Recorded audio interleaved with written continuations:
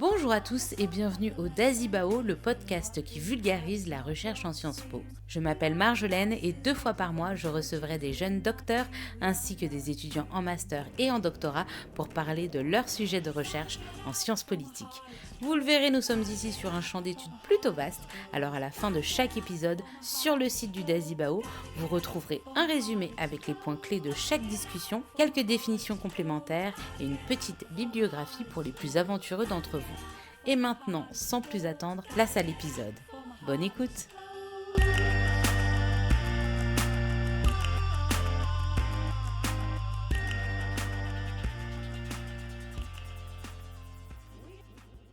Bonjour à tous et bienvenue au Dazibao. Aujourd'hui, je suis très heureuse d'accueillir Tim Pivet pour discuter de son mémoire de Master 1 en sciences politiques réalisé dans le cadre du séminaire Action publique, justice sociale et mobilisation collective. Bonjour Tim. Bonjour. Merci beaucoup d'être avec moi aujourd'hui. Donc, ton mémoire, il s'intitule « Traiter ou mourir, la filière fruitière peut-elle survivre à la transition écologique? Policy feedback du retrait des produits phytosanitaires auprès des arboriculteurs fruitiers du Pilar rhodanien ». C'est un titre énorme.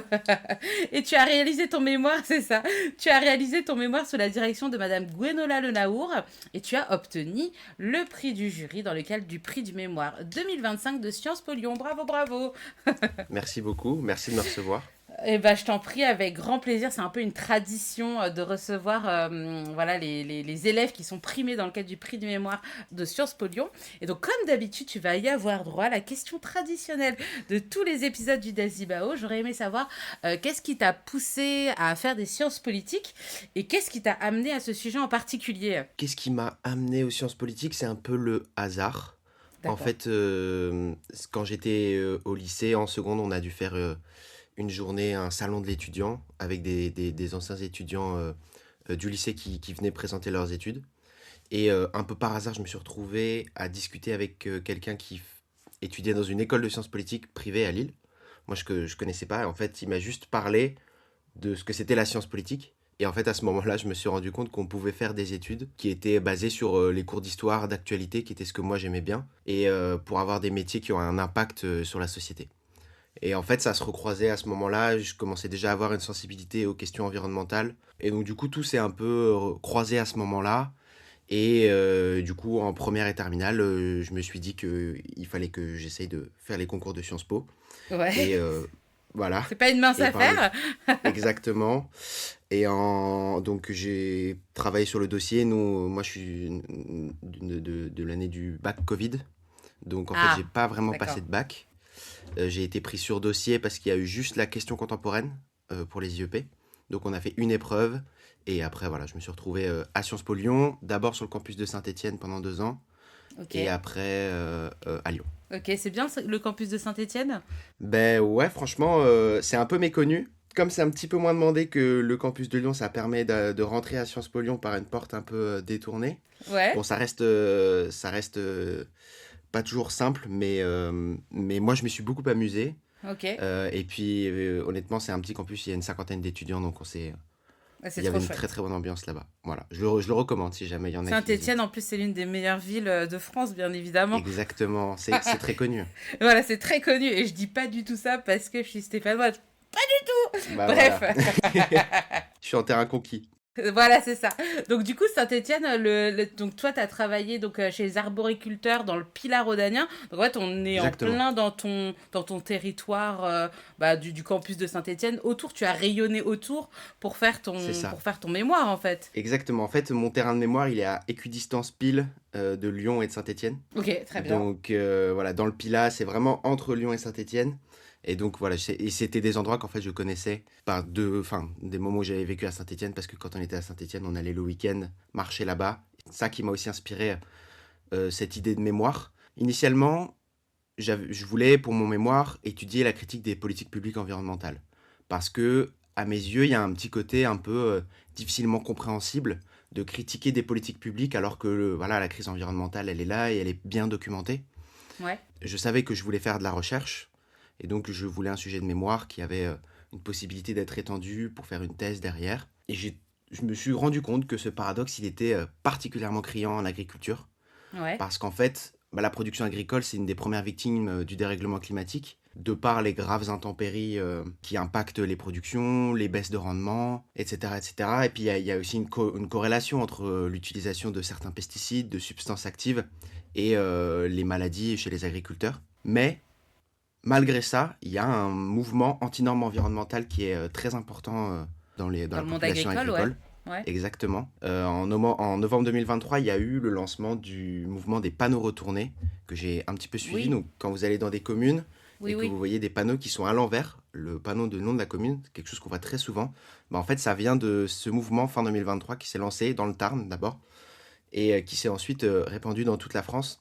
Donc, c'était en janvier 2024 avec voilà, une popularisation de la coordination rurale, une critique des normes environnementales qui était assez importante, l'émergence de figures indépendantes des syndicats, notamment Jérôme Bail, qui est devenu assez connu.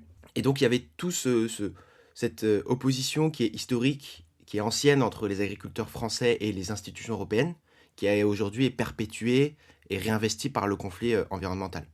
Et donc en fait j'avais une question un peu centrale. Comment est-ce qu'on explique ce paradoxe? Pourquoi est-ce que les agriculteurs et les agricultrices se mobilisent? Comment est-ce qu'on peut l'expliquer et comment est-ce qu'on peut le comprendre, quoi? Alors bien sûr, c'est une question qui est un peu naïve parce que quand on connaît la situation du monde agricole, évidemment, on peut comprendre. Voilà. Ouais. Ouais, ce paradoxe, mais on va l'expliquer avec ton mémoire. Donc, en fait, toi, tu travailles sur le concept de policy feedback, un peu comme un fil directeur. Est-ce que tu peux nous expliquer, en fait, ce que ça signifie un peu pour qu'on soit au même niveau d'information avec les auditeurs? Tu vas travailler sur Bien quoi, en sûr. gros? Alors en fait, j'ai choisi ce fil directeur-là plutôt à la fin de mon mémoire parce que ça permettait de crédibiliser et de cadrer un peu théoriquement mon approche. Ouais, Je l'ai utilisé un peu comme un accessoire scientifique, histoire de pas dire que mon mémoire est trop un récit, parce que comme tu as pu le lire, je me suis vraiment basé sur mon terrain. ouais. Ce qui compte le plus pour moi, c'est de restituer la parole des acteurs. Et du coup, j'avais peur de pas être assez voilà, scientifique. Théorique, Et donc, scientifique, ouais. Ouais. Ancré exactement, dans la recherche en sciences sociales. c'est ça. C'est Il ça. faut Et des donc, concepts. j'ai mis en place ce concept-là, qui est en fait pas central à mes yeux. Ouais, C'est un concept que j'ai trouvé dans un article de Blandine Menel, donc, qui s'appelle Les agriculteurs et la légitimation des politiques de transition, une approche par les discours sur la paperasse. En fait, c'est un article qui m'a beaucoup inspiré pendant mon mémoire, on y reviendra. Et en fait, elle évalue la perception des politiques publiques par les usagers, et en l'occurrence, la perception des normes environnementales par les agriculteurs. Et donc, en fait, comme c'est ce que je faisais pour les interdictions de phyto, je me suis dit que je pouvais reprendre ce concept-là pour essayer de dire que voilà, on va documenter le mécontentement, essayer d'en montrer les ressorts.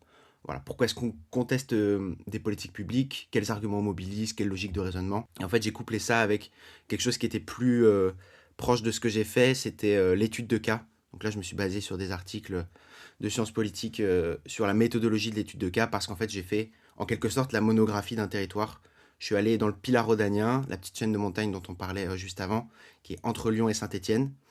Et c'est un endroit où il y a une forte présence d'arboriculture fruitière et notamment de pommes. C'est un territoire assez historique. Et il y a une coopérative qui s'est fédérée il y a une trentaine d'années maintenant, je dis peut-être une bêtise, 30-50, il me semble que c'est dans les années 80. C'est dans les années 80. Donc voilà, qui s'est mis en commun pour vendre les pommes du Pilat. Et j'ai eu une entrée de terrain incroyable, voilà, quelqu'un que je remercie, qui m'a introduit auprès de son papa. Et du ouais. coup, j'ai été travailler là-bas pendant 6 semaines. Ah oui, d'accord, t'as mis les mains dans le cambouis, d'accord. Voilà, en juin et juillet 2024, j'ai été employé sur une exploitation pour faire l'éclaircissage des pommiers et la cueillette des cerises. Pour qu'on fasse un peu un état des lieux, je te propose qu'on aborde deux sujets. Donc d'abord, les menaces qui pèsent sur les vergers, voilà, les différents types de menaces, parce que tu commences par ça dans ton mémoire. Et ensuite, on parlera des produits phytosanitaires pour faire un point, genre qu'est-ce qui est autorisé, comment c'est homologué, un peu comment ça fonctionne. Donc d'abord, on va parler des menaces. Donc c'est quoi les menaces principales et qui pèsent sur les vergers du Pilat? Alors, donc c'est une Alors, vaste question. vaste question, exactement. Très vaste question. En fait, donc la première partie du mémoire, j'essaie de lister un peu tous les enjeux auxquels font face les exploitants. Et donc les Une enjeux qui sont longue vraiment, liste. exactement, les enjeux qui sont vraiment assez purement agronomiques, donc ceux qui pèsent sur les vergers, je les ai regroupés dans le premier chapitre. Mais en fait, Ouais, je pense que ce qui est important de dire, c'est que tous les enjeux, qui soient agronomiques, écologiques, politiques, sociaux, ils sont tous vraiment mêlés les uns aux autres. Donc il y a les maladies, le changement climatique, les interdictions de phyto, la complexité du renouvellement variétal, les exigences contraignantes de la grande distribution et la marginalisation de la filière. Bon, on va pouvoir revenir en détail sur tout, voilà. Mais ça, c'est les grands enjeux que j'ai mis en lumière, que j'ai en tout cas trouvé sur mon terrain. Et donc voilà, ce qu'il faut peut-être retenir du mémoire, c'est que tous ces problèmes, ils s'entrecroisent, qu'ils ont tous beaucoup d'importance et que c'est difficile d'évaluer le niveau de responsabilité des uns et des autres. C'est ça. Et qui est le plus important que l'autre. Après, ça dépend des moments où il y a une maladie qui est déclarée ou un truc comme ça. On peut dire, bon, bah là, en ce moment, le problème, c'est la maladie. Mais en gros, ils sont tous là et il faut dealer avec tout ça en même temps. Exactement, tout à fait. Et puis aussi, ce qu'on considère être comme le principal problème, c'est vraiment un construit politique. Ok. C'est-à-dire que il n'y a pas d'observation objective de ça, c'est le plus gros problème, ça, c'est le plus gros problème. Ils s'entrecroisent tous et il faut essayer voilà, de De les démêler traiter pour tous comprendre. chacun, en fait. Voilà, Ça, tu les traites. Tu peux pas les traiter tous en même temps. Il faut que tu aies un impact sur chacune des causes. Enfin, essayer d'avoir. c'est ça. Donc voilà, et donc alors pour revenir aux enjeux qui touchent les vergers, du coup, déjà il y a des maladies importantes sur la pomme. La pomme, c'est une des cultures qui est le plus traitée parce qu'il y a beaucoup de maladies.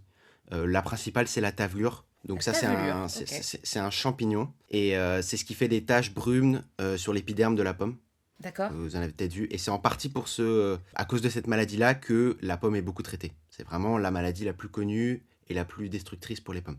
Mais parce que la tavelure, quand il y a le champignon dessus, on peut pas la consommer, la pomme, ou si quand même? Ou c'est juste qu'elle est pas Alors, belle et pour la grande distribution, ça fait pas joli? c'est plutôt juste qu'elle est pas belle. Honnêtement, si on épluche, on pourrait la consommer. Il D'accord. faudrait juste enlever les taches de tavelure. Et voilà. Donc c'est quand même à cause de ça qu'on traite beaucoup. Alors ensuite, il y en a beaucoup d'autres. Il y a l'oïdium, l'oplocampe, le carpocaps. Donc l'oïdium, c'est un champignon. L'oplocampe, c'est un insecte. Le carpocaps, D'accord. c'est un papillon. D'accord. Bon, voilà. Donc il y a des ravageurs, des champignons qui attaquent les pommes. Et puis pour les cerises, parce qu'en fait j'ai étudié la pomme et la cerise, les cerises elles sont très sensibles à l'éclatement. Parce que quand il pleut, en fait il y a des fentes qui se font sur l'épiderme. C'est quand vous voyez des petites taches marron sur les cerises. Et puis une fois que le fruit il est fendu, il peut être infecté par la monilia, donc c'est un champignon. Donc quand il y a des années très pluvieuses, bah voilà, les cerises vont être non consommables à cause de ce champignon-là. D'accord. Et oui, et l'un des principaux facteurs sur les pommiers, que j'ai oublié de préciser, c'est l'alternance. Ça, c'est très important. Donc, en plus de tous ces ravageurs et de ces champignons qui attaquent les vergers, un arbre, un pommier, une année sur deux, il va produire beaucoup de pommes et l'autre année, il va en produire très peu. Donc, en D'accord. fait, les revenus des exploitants, il faut qu'ils soient lissés sur les années pour pas avoir tous leurs arbres qui produisent bien une année et mal une autre année. Ok, d'accord. Voilà. Ah oui, je savais Et pas. ça, c'est un enjeu qui est assez important. Et puis en plus de ça, bah, il y a le dérèglement climatique, des pluies instables, des vents violents qui peuvent arracher des arbres parce que dans le Pilat, le sol est peu profond. Et donc du coup, les Ouais. arbres peuvent être sensibles à l'arrachement. Pendant les canicules, ils ont eu des problèmes avec des micro-fentes sur les pommes. Quand il y a des sécheresses l'été, voilà, quand il y a des sécheresses et des canicules, les fruits peuvent être abîmés. Quand il y a des printemps qui sont plus doux, les champignons ils vont proliférer plus facilement. Quand les hivers sont plus instables, il y a un risque de regel pendant la floraison. C'est ce qu'ils ont peut-être connu cette année. Il faudrait que je rediscute avec certains d'entre eux, mais voilà, quand il y a une période de froid, de chaud, puis de froid, le risque Ouais. c'est que la nuit, les bourgeons qui sont en train d'éclater gèlent, et dans ce cas-là, ça peut tuer des arbres entiers. Et ensuite, en plus de tout ça, il y a des nouveaux ravageurs qui arrivent. Et là, il y Ok. en a deux qui ont été principalement étudiés dans mon mémoire. C'est le puceron cendré en pomme et la Drosophila suzuki en cerise. Donc le puceron cendré, c'est donc un puceron qui est favorisé par les hivers et les printemps plutôt doux, donc on en revient au réchauffement climatique, et c'est devenu le principal ennemi des exploitants. En D'accord. partie, on va y revenir parce qu'ils ont moins de solutions pour le traiter. Et en fait, ils pondent ces larves dans les tout jeunes fruits, et donc ça fait des petits fruits qui sont atrophiés et qui sont pas du tout consommables. Et la D'accord. Drosophila suzuki, c'est la mouche de la cerise. Et ça, c'est une bête qui a été importée d'Asie, en fait, sur le même principe que le frelon asiatique, par conteneur. Et c'est un ultra ravageur. En fait, en quelques jours, ça peut détruire 80% d'une parcelle. Parce qu'en fait, il a un ovopositeur, donc en forme de scie. Donc en fait, il va pondre ses œufs directement dans la cerise. Et Ok. donc le fruit est pourri de l'intérieur et inconsommable. Il est arrivé en France en 2009. Sur mon terrain, on l'a identifié dans le Pilat à partir de 2010-2011. Et ouais, c'est un ravageur qui est très puissant, qui s'attaque à beaucoup de cultures différentes, et particulièrement à la cerise. Et il y a des solutions pour les tuer ou c'est que par des produits phytosanitaires qui sont interdits maintenant? Alors, ben on en vient, c'est toute la complexité. Il y a beaucoup de facteurs qui font que c'est compliqué de tuer ces bêtes-là. Commençons par simple peut-être, la Drosophila suzuki, donc la mouche de la cerise. Il y a deux produits qui sont efficaces. Le premier, c'est le diméthoate. On peut asperger ce produit-là, et en fait, c'est un produit qui va rentrer à l'intérieur de la cerise pour tuer l'œuf à l'intérieur. Ok. Sauf que, du coup, il a un mode d'action, c'est une substance active qui a un mode d'action assez agressif, et qui donc a été jugé comme étant dangereux par les autorités sanitaires. Il a été interdit en France en 2016, Ok. et interdit dans l'Union européenne en 2019. Maintenant, pour éviter toute concurrence déloyale, il n'y a même plus le droit de vendre des cerises qui en contiennent dans toute l'Europe. Ben, comment ça, des cerises qui en contiennent? Ah, qui viendraient d'un autre pays où Voilà. c'est autorisé et de les vendre? Ok, d'accord. Ouais. Bah oui, parce que si c'est dangereux, oui. Oui, mais c'est pas forcément le cas pour tous les produits. Il y a plein de produits qui sont interdits en France, mais en fait, si on achète des produits qui ont été faits à Traités dans un l'étranger, autre pays et qui viennent ici, on les consomme quand même. Ok, ah oui, là, d'accord. il se trouve qu'il y a eu sur ce produit-là, parce qu'il y a eu des mouvements des producteurs de cerises, ce produit-là a été fait comme ça. Il y a eu une alternative au diméthoate qui s'est développée, qui s'appelle le Fosmet, mais qui a été interdit dans toute l'Union européenne en 2022. Et donc aussi, voilà, interdit de vendre des cerises qui ont été traitées avec depuis 2023. Ok. Donc ça, c'est pour la cerise. Et donc, en fait, il n'y a pas vraiment de solution. J'ai rencontré un producteur bio qui m'a dit qu'ils avaient quelques modes de lutte alternatifs, mais ils savaient très bien qu'en cerise, il y avait des grosses parties des vergers qui allaient être détruits. Et si ces dernières années, on voit des augmentations importantes du prix des cerises C'est à dans nos cause de ça. supermarchés, Ouais. c'est en cause de ça. Il y a aussi beaucoup de cerises qui viennent de l'étranger parce qu'il y a d'autres produits qui sont interdits en Europe, mais qui peuvent être quand même utilisés dans d'autres pays, qui ne Ok. sont pas le Fosmet et le diméthoate, et qui peuvent servir contre la Drosophila. Bref.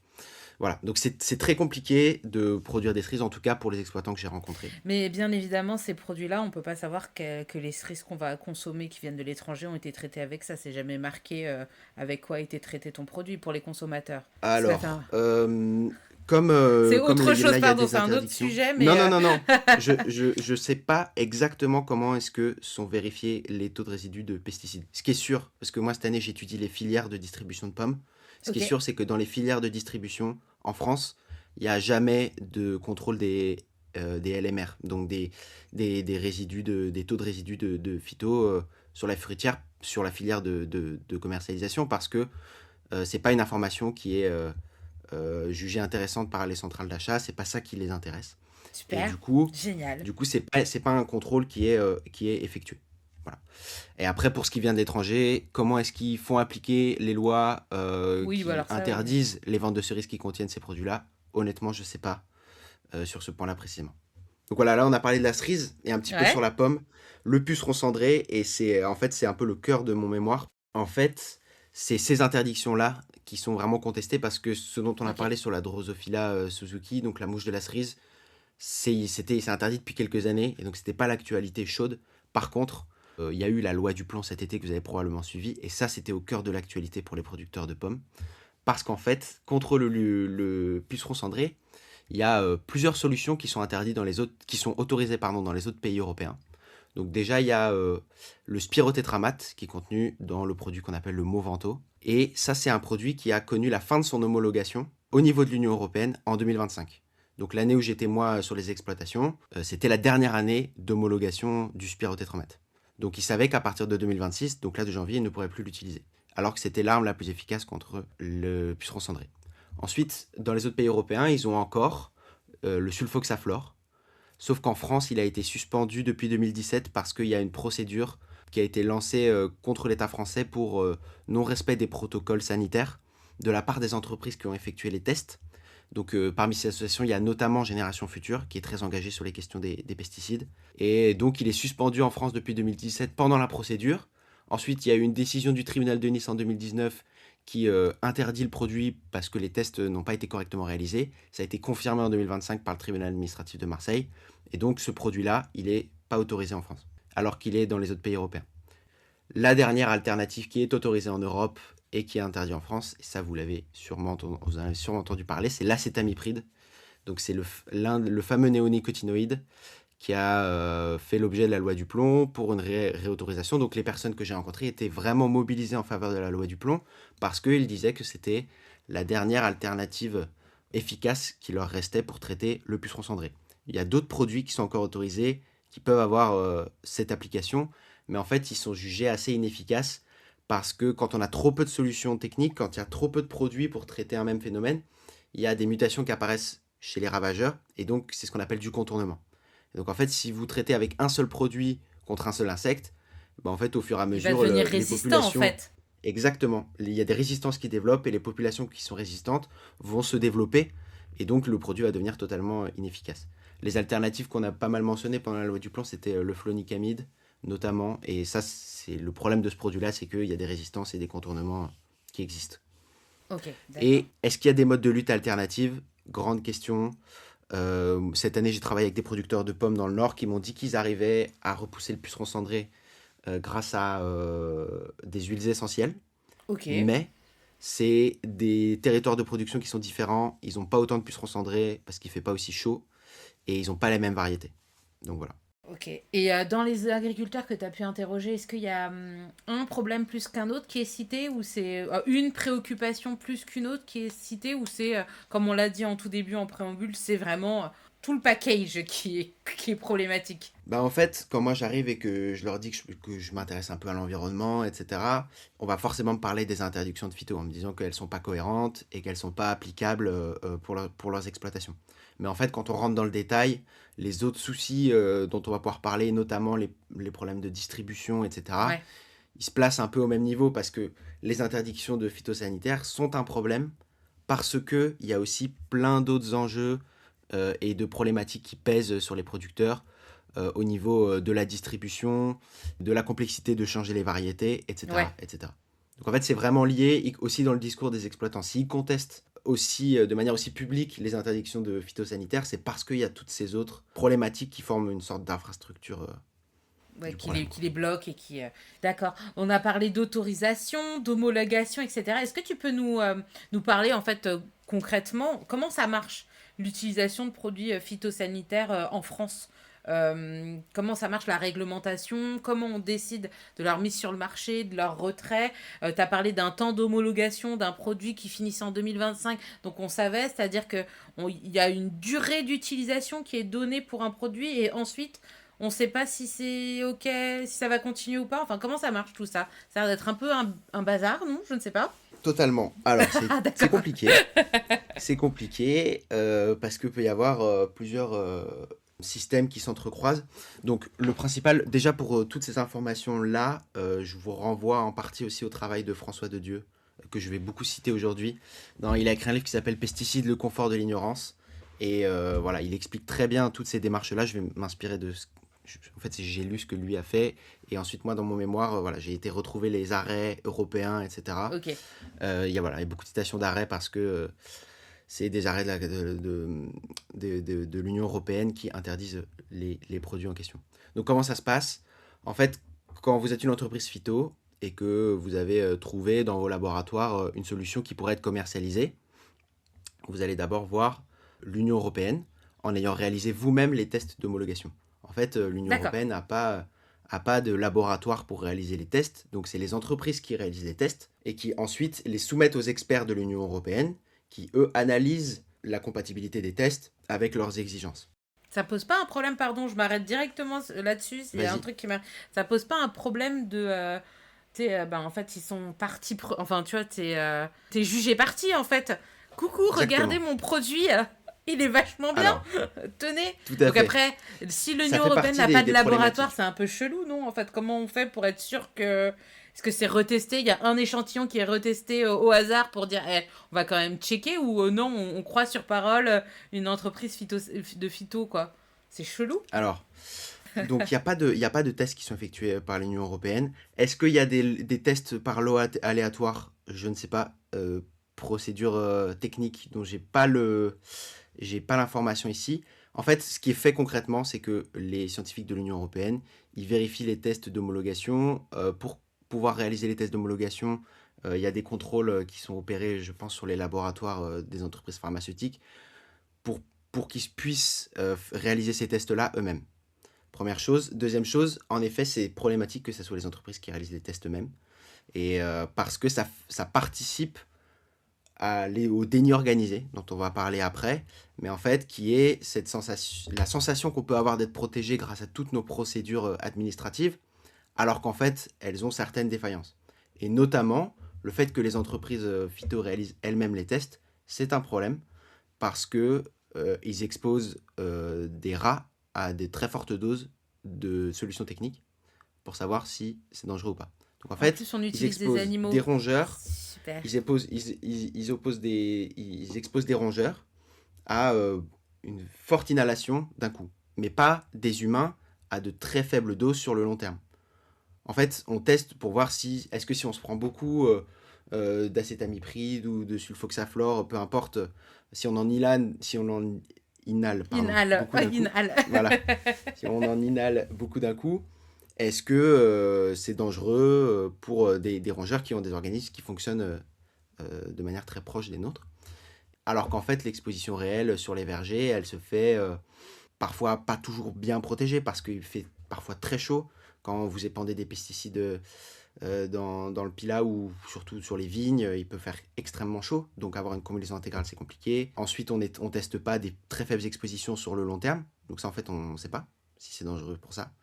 Donc oui, le fait que ça soit les entreprises qui le réalisent, c'est un problème, et c'est surtout la manière dont les tests sont faits qui peuvent être problématiques. Et une fois que ces tests ont été soumis à l'Union européenne, il y a l'EFSA, donc c'est l'agence sanitaire européenne qui contrôle les tests d'homologation, et ensuite elle délivre une autorisation de mise sur le marché.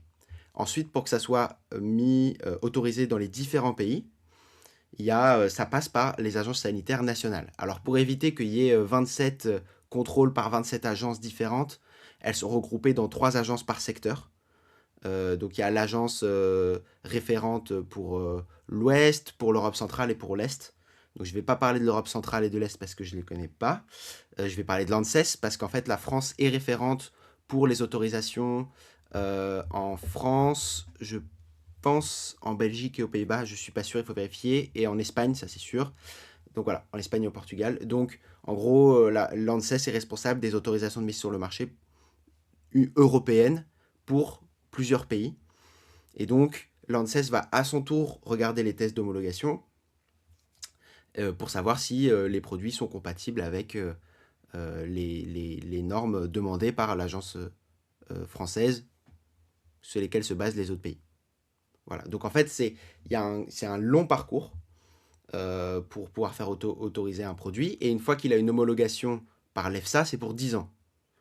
Donc pendant 10 ans, il va être autorisé. Et 10 ans après, il faut renouveler tous les tests, refaire passer par l'EFSA, puis par les agences régionales, pour que le produit soit homologué. Et ça a une conséquence. C'est que, comme ça coûte très cher, des productions qui sont un peu marginales économiquement, comme la pomme, il n'y a personne qui travaille dessus en fait. Donc les produits qui existent en pomme, les solutions qui existent en pomme, donc les pesticides, Elles évoluent ils pas, sont quoi. pas, ils sont pas testés pour la pomme. En fait, c'est ah tiens, on s'est rendu compte en testant que ça pouvait aussi marcher pour les pommiers, mais on ne développe pas de produits pour la pomme parce que le marché est beaucoup trop petit par rapport au blé, l'arboriculture par rapport au blé ou à l'élevage, c'est ridicule en termes de chiffre d'affaires potentiel pour les entreprises de l'agrochimie. Et donc, quand il y a des solutions qui s'arrêtent et que les pommiculteurs ils se retrouvent Sans rien, face ouais, à un démunis, en mur, fait, ouais, c'est face à ça. un usage orphelin, y a personne qui va faire de la recherche pour les aider parce que c'est pas assez rentable, tout simplement. Ok.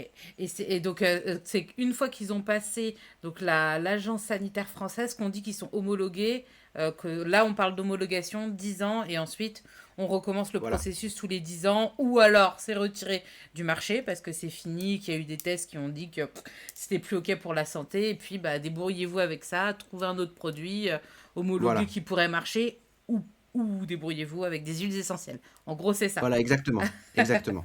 Et c'est en fait, c'est automatique. Au bout de 10 ans, il faut refaire tous les tests. Et si une entreprise considère qu'en fait c'est plus rentable parce que les producteurs de blé ne l'utilisent pas, ils vont pas refaire les tests. Et donc il y a des produits qui sont juste pas renouvelés en fait. Ok, d'accord. Et c'est pour ça qu'après, on arrive avec des problèmes où on ne peut plus traiter contre les nouveaux ravageurs. Dans ton En partie, mémoire, ouais. tu parles du renouvellement variétal, qui pourrait être une solution face à tous ces problèmes environnementaux, des ravageurs, etc. Est-ce que tu peux nous expliquer donc c'est sur les variétés comme de pommes, comme la Story ou la variété Inogo, que je ne Tout à connaissais fait. pas. C'est Donc, normal. alors, C'est normal. c'est normal de ne pas les connaître? Ok. Bah, Donc, Inogo, ouais, c'est encore un peu assez petit. En fait, déjà, ce qu'il faut savoir, c'est que quand vous arrivez, donc là, on va parler de la pomme plus précisément parce que ce sujet-là existe en cerise, mais il est moins marquant. J'expliquerai d'accord. peut-être après Ouais. pourquoi.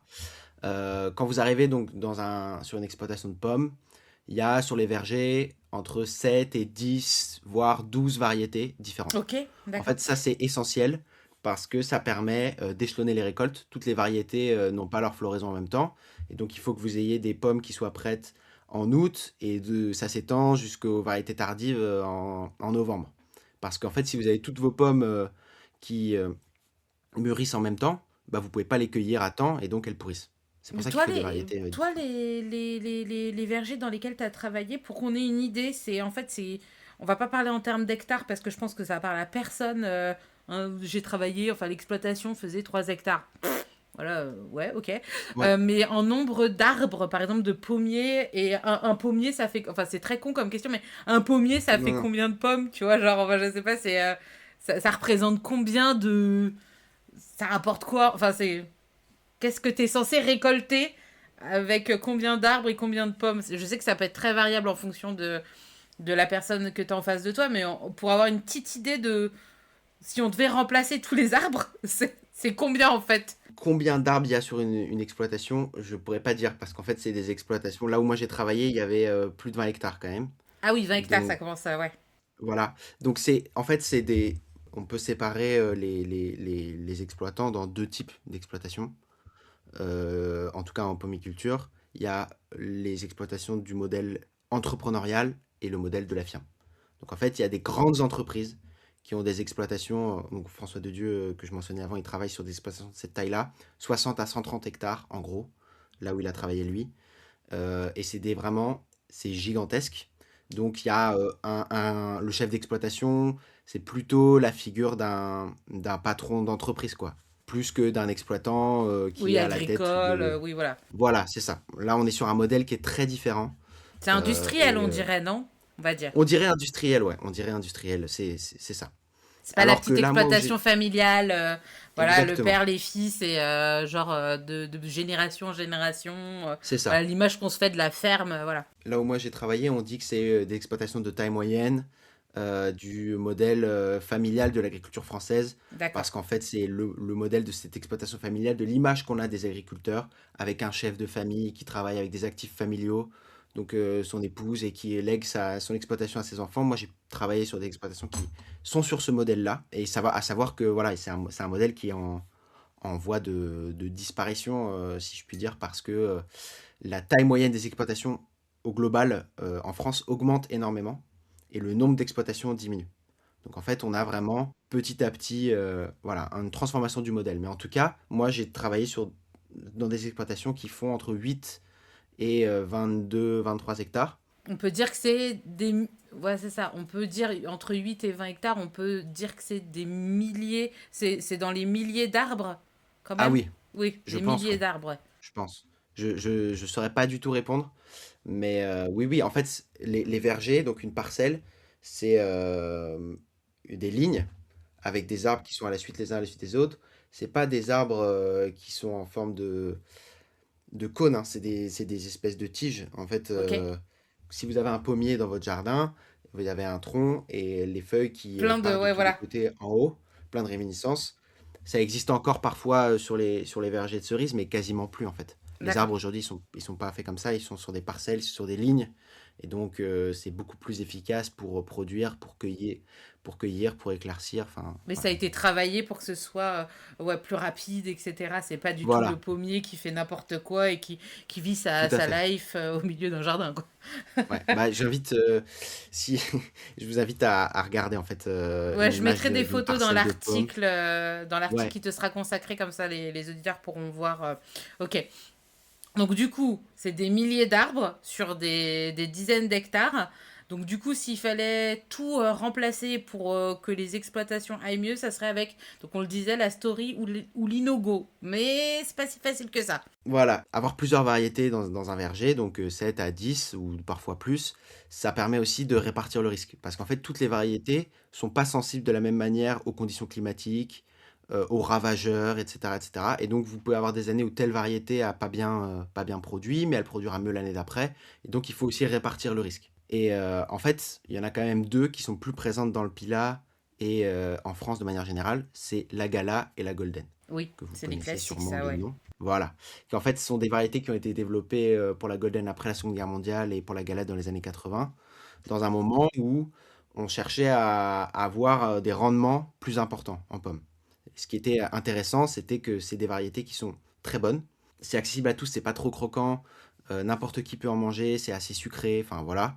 C'est des variétés qui sont bonnes et qui ont des très très bons rendements, qui permettent de produire beaucoup. Mais en contrepartie, c'est des variétés qui sont Sensible. très sensibles aux maladies et aux ravageurs. Et ça a été développé avant qu'aujourd'hui il y ait, voilà, une connaissance, une relative, prise de conscience du danger de certains produits de traitement quoi, de certains pesticides, et donc l'objectif n'était pas alors d'avoir des variétés qui demandent peu de traitement. Et donc en fait, si on veut traiter moins, bah, il faudrait changer de variété pour des variétés qui sont plus résistantes aux ravageurs et qui ne sont donc pas Gala et Golden qui sont particulièrement fragiles. Donc, il y a des variétés pardon, qui sont innovantes. Et tu mentionnais Inogo et Story. Ouais. Donc, Ça vient d'où ça, Story, No Go c'est des trucs, des créations européennes. Enfin, ça, c'est. ça dépend. Donc, c'est souvent des créations par des pépiniéristes privés qui ensuite vendent leurs variétés aux exploitants. Et en fait, Story, par exemple, c'est une variété qu'on dit RT, donc résistante tavelure. Et donc, celle-là, elle a besoin de beaucoup moins de traitement pour la tavelure, qui est le principal problème des pommes. Alors, il y en a quand même besoin d'un petit peu, mais elle a un gène, c'est le gène RVI6, et en fait, ça lui permet de mieux résister à ce champignon-là. Et elle a été implantée dans le Pilat depuis 2010 à peu près, pour pouvoir la faire en bio. Parce que comme c'est une variété qui résiste à la tavelure, c'est beaucoup plus simple à cultiver en bio. Enfin, c'est beaucoup plus simple qu'une variété qui n'est pas résistante à tavelure, mais ça reste plus difficile que de les cultiver en conventionnel. Et voilà. Et ensuite, il y a Inogo, et ça, c'est une variété qui est résistante à tavelure et qui, apparemment, sur les premiers tests des exploitants, est moins sensible aux pucerons cendrés. Et Inogo, bah, pour répondre à ta question, ça a été développé conjointement par des entreprises privées et l'INRAE. Donc Ok, l'INRAE est un très centre de bien, ouais. recherche à Oui, Angers. français. Donc voilà, c'est des développements des partenariats publics-privés qui sont ensuite commercialisés par des pépiniéristes privés. Et une fois que les pépiniéristes privés ont terminé la variété, ils peuvent vendre des plants aux arboriculteurs. Tu parlais des difficultés. Quand on voit ça, on se dit bah, que c'est tout simple. En fait, il suffirait de renouveler les variétés pour mettre des variétés qui sont plus résistantes, qui produisent peut-être un peu moins, mais qui au moins nécessiteraient moins de traitements phytosanitaires. Ah, mais le temps Sauf de qu'en fait, remplacer tout ton verger, t'as le temps de. Parce qu'un arbre, exactement, ça pousse pas en 2 jours déjà. c'est ça. Tout à fait. Déjà, ça coûte très cher. Changer la variété sur un verger, ça coûte 50 000 euros par hectare. Donc voilà, on parlait d'exploitations qui ont 8 à 20 hectares pour des exploitations, des actifs familiaux, des chefs d'exploitation familiaux, etc. Bon, je vous laisse imaginer, voilà, le prix, ça peut être très important. Et donc, c'est aussi très long, parce que la pomme, c'est une culture pérenne. Et donc, en fait, l'espérance de vie d'un pommier, c'est 20-25 ans. Pour changer un pommier, on attend qu'il soit à la fin de son cycle de vie. Parce que, en fait, un nouvel arbre, il met 3 ans à produire des fruits et 6 ans à atteindre son maximum de production. Donc, en fait, quand vous changez un pommier, pendant plusieurs années, sur cette parcelle-là, quand vous renouvelez une parcelle, la variété, On sait qu'on va être perdant, quoi. C'est ça, on va rien. vous Ouais, n'allez non, on est pas avoir parti. de C'est ça. production et très faible, donc pas de production pendant 3 ans et très faible jusqu'à 6 ans. Enfin, très faible de mieux en mieux, mais disons que l'optimum est atteint au bout de 6 ans. Donc en fait, ça prend beaucoup de temps, ça demande des investissements et ça, c'est très différent des grandes cultures. Par exemple, ou en blé ou du maraîchage. En blé, vous pouvez changer la variété de blé que vous mettez tous les ans. Voilà. C'est pas le cas en pomme où c'est beaucoup plus long. Et donc en fait, quand il y a une interdiction qui arrive, par exemple à la fin de l'année, on leur dit à la fin de l'année 2025, vous pourrez plus utiliser spirotétramate. Bah en fait, il est trop tard pour faire quoi que ce soit. Les producteurs, ils se sentent donc un peu démunis, quoi. Évidemment, ça aurait pu être anticipé. On verra pourquoi ça peut être difficile peut-être après, mais toujours est-il que quand moi j'y étais, c'était un état de fait. Ils n'avaient pas les variétés à adapter pour pouvoir traiter moins contre le puceron cendré. Ils ont pas le droit de finir les stocks. C'est très bizarre comme question, mais tu sais, les produits que t'achètes, etc., tu peux finir les stocks ou, ou pas? À partir du moment où c'est interdit, c'est interdit. Merci. Au 1er janvier, si tu le fais le 31 décembre, le 1er janvier, t'as pas le droit, quoi. En fait, ils achètent leurs produits annuellement, il me semble. Ils ont pas, à ma connaissance, ils ont pas de stock, de produits. Aussi parce qu'un produit, ça coûte cher, hein. C'est une vraie dépense par hectare, qui est importante et donc, on lisse aussi, ces dépenses, à l'année. Donc en fait, on achète ces produits pour 1 an, en espérant tel rendement et donc tel revenu qui vont nous permettre de rembourser les produits. Ils ont déjà beaucoup d'emprunts, sur le dos parce qu'il faut renouveler les vergers quoi qu'il arrive, parce qu'au bout de 20-25 ans, les pommiers, il faut les changer. Donc, je pense pas qu'ils prennent le risque économique et financier d'acheter des produits, pour plusieurs années. En tout cas, enfin, moi, j'ai rencontré un vendeur de produits phytosanitaires et il m'a dit qu'avec les exploitants avec qui j'avais travaillé, ils mettaient en place des programmes annuels et donc d'année en année, on achète, les produits. Donc il y a pas de souci de stock à écouler. Ça, c'est quelque chose que François Dedieu, il explique aussi, c'est qu'il y a beaucoup d'exploitants aussi qui régulent, leur quantité de produits appliqués parce que, bah, c'est un coût quoi qu'il arrive. Bien sûr, On ouais. traite pas, voilà. Et du coup, la story. Alors, moi, j'ai deux questions par rapport à la story et à l'Inogo. Tu as commencé à en parler. Tu sais, des centrales d'achat où il faut des belles pommes parce que sinon, les gens, ils achètent pas. Mais il y a aussi la question du. Bah, tu disais la Golden et la Gala. Peut-être un peu, tu vois, la Granny Smith. Mais c'est vrai que, par exemple, en tant que consommateur, quand on achète des pommes, on a tendance à se tourner vers tu sais, les pommes qu'on connaît, qu'on consomme depuis bah, tout petit, etc. Est-ce que c'est pas non plus aussi déjà, les agriculteurs ont le frein de devoir faire des produits qui sont beaux, parce que sinon, ça sera pas acheté ou ça sera pas vendu. Et de l'autre côté, bah, de vendre aussi des produits qui sont connus. Est-ce que c'est pas un double stop, une double difficulté?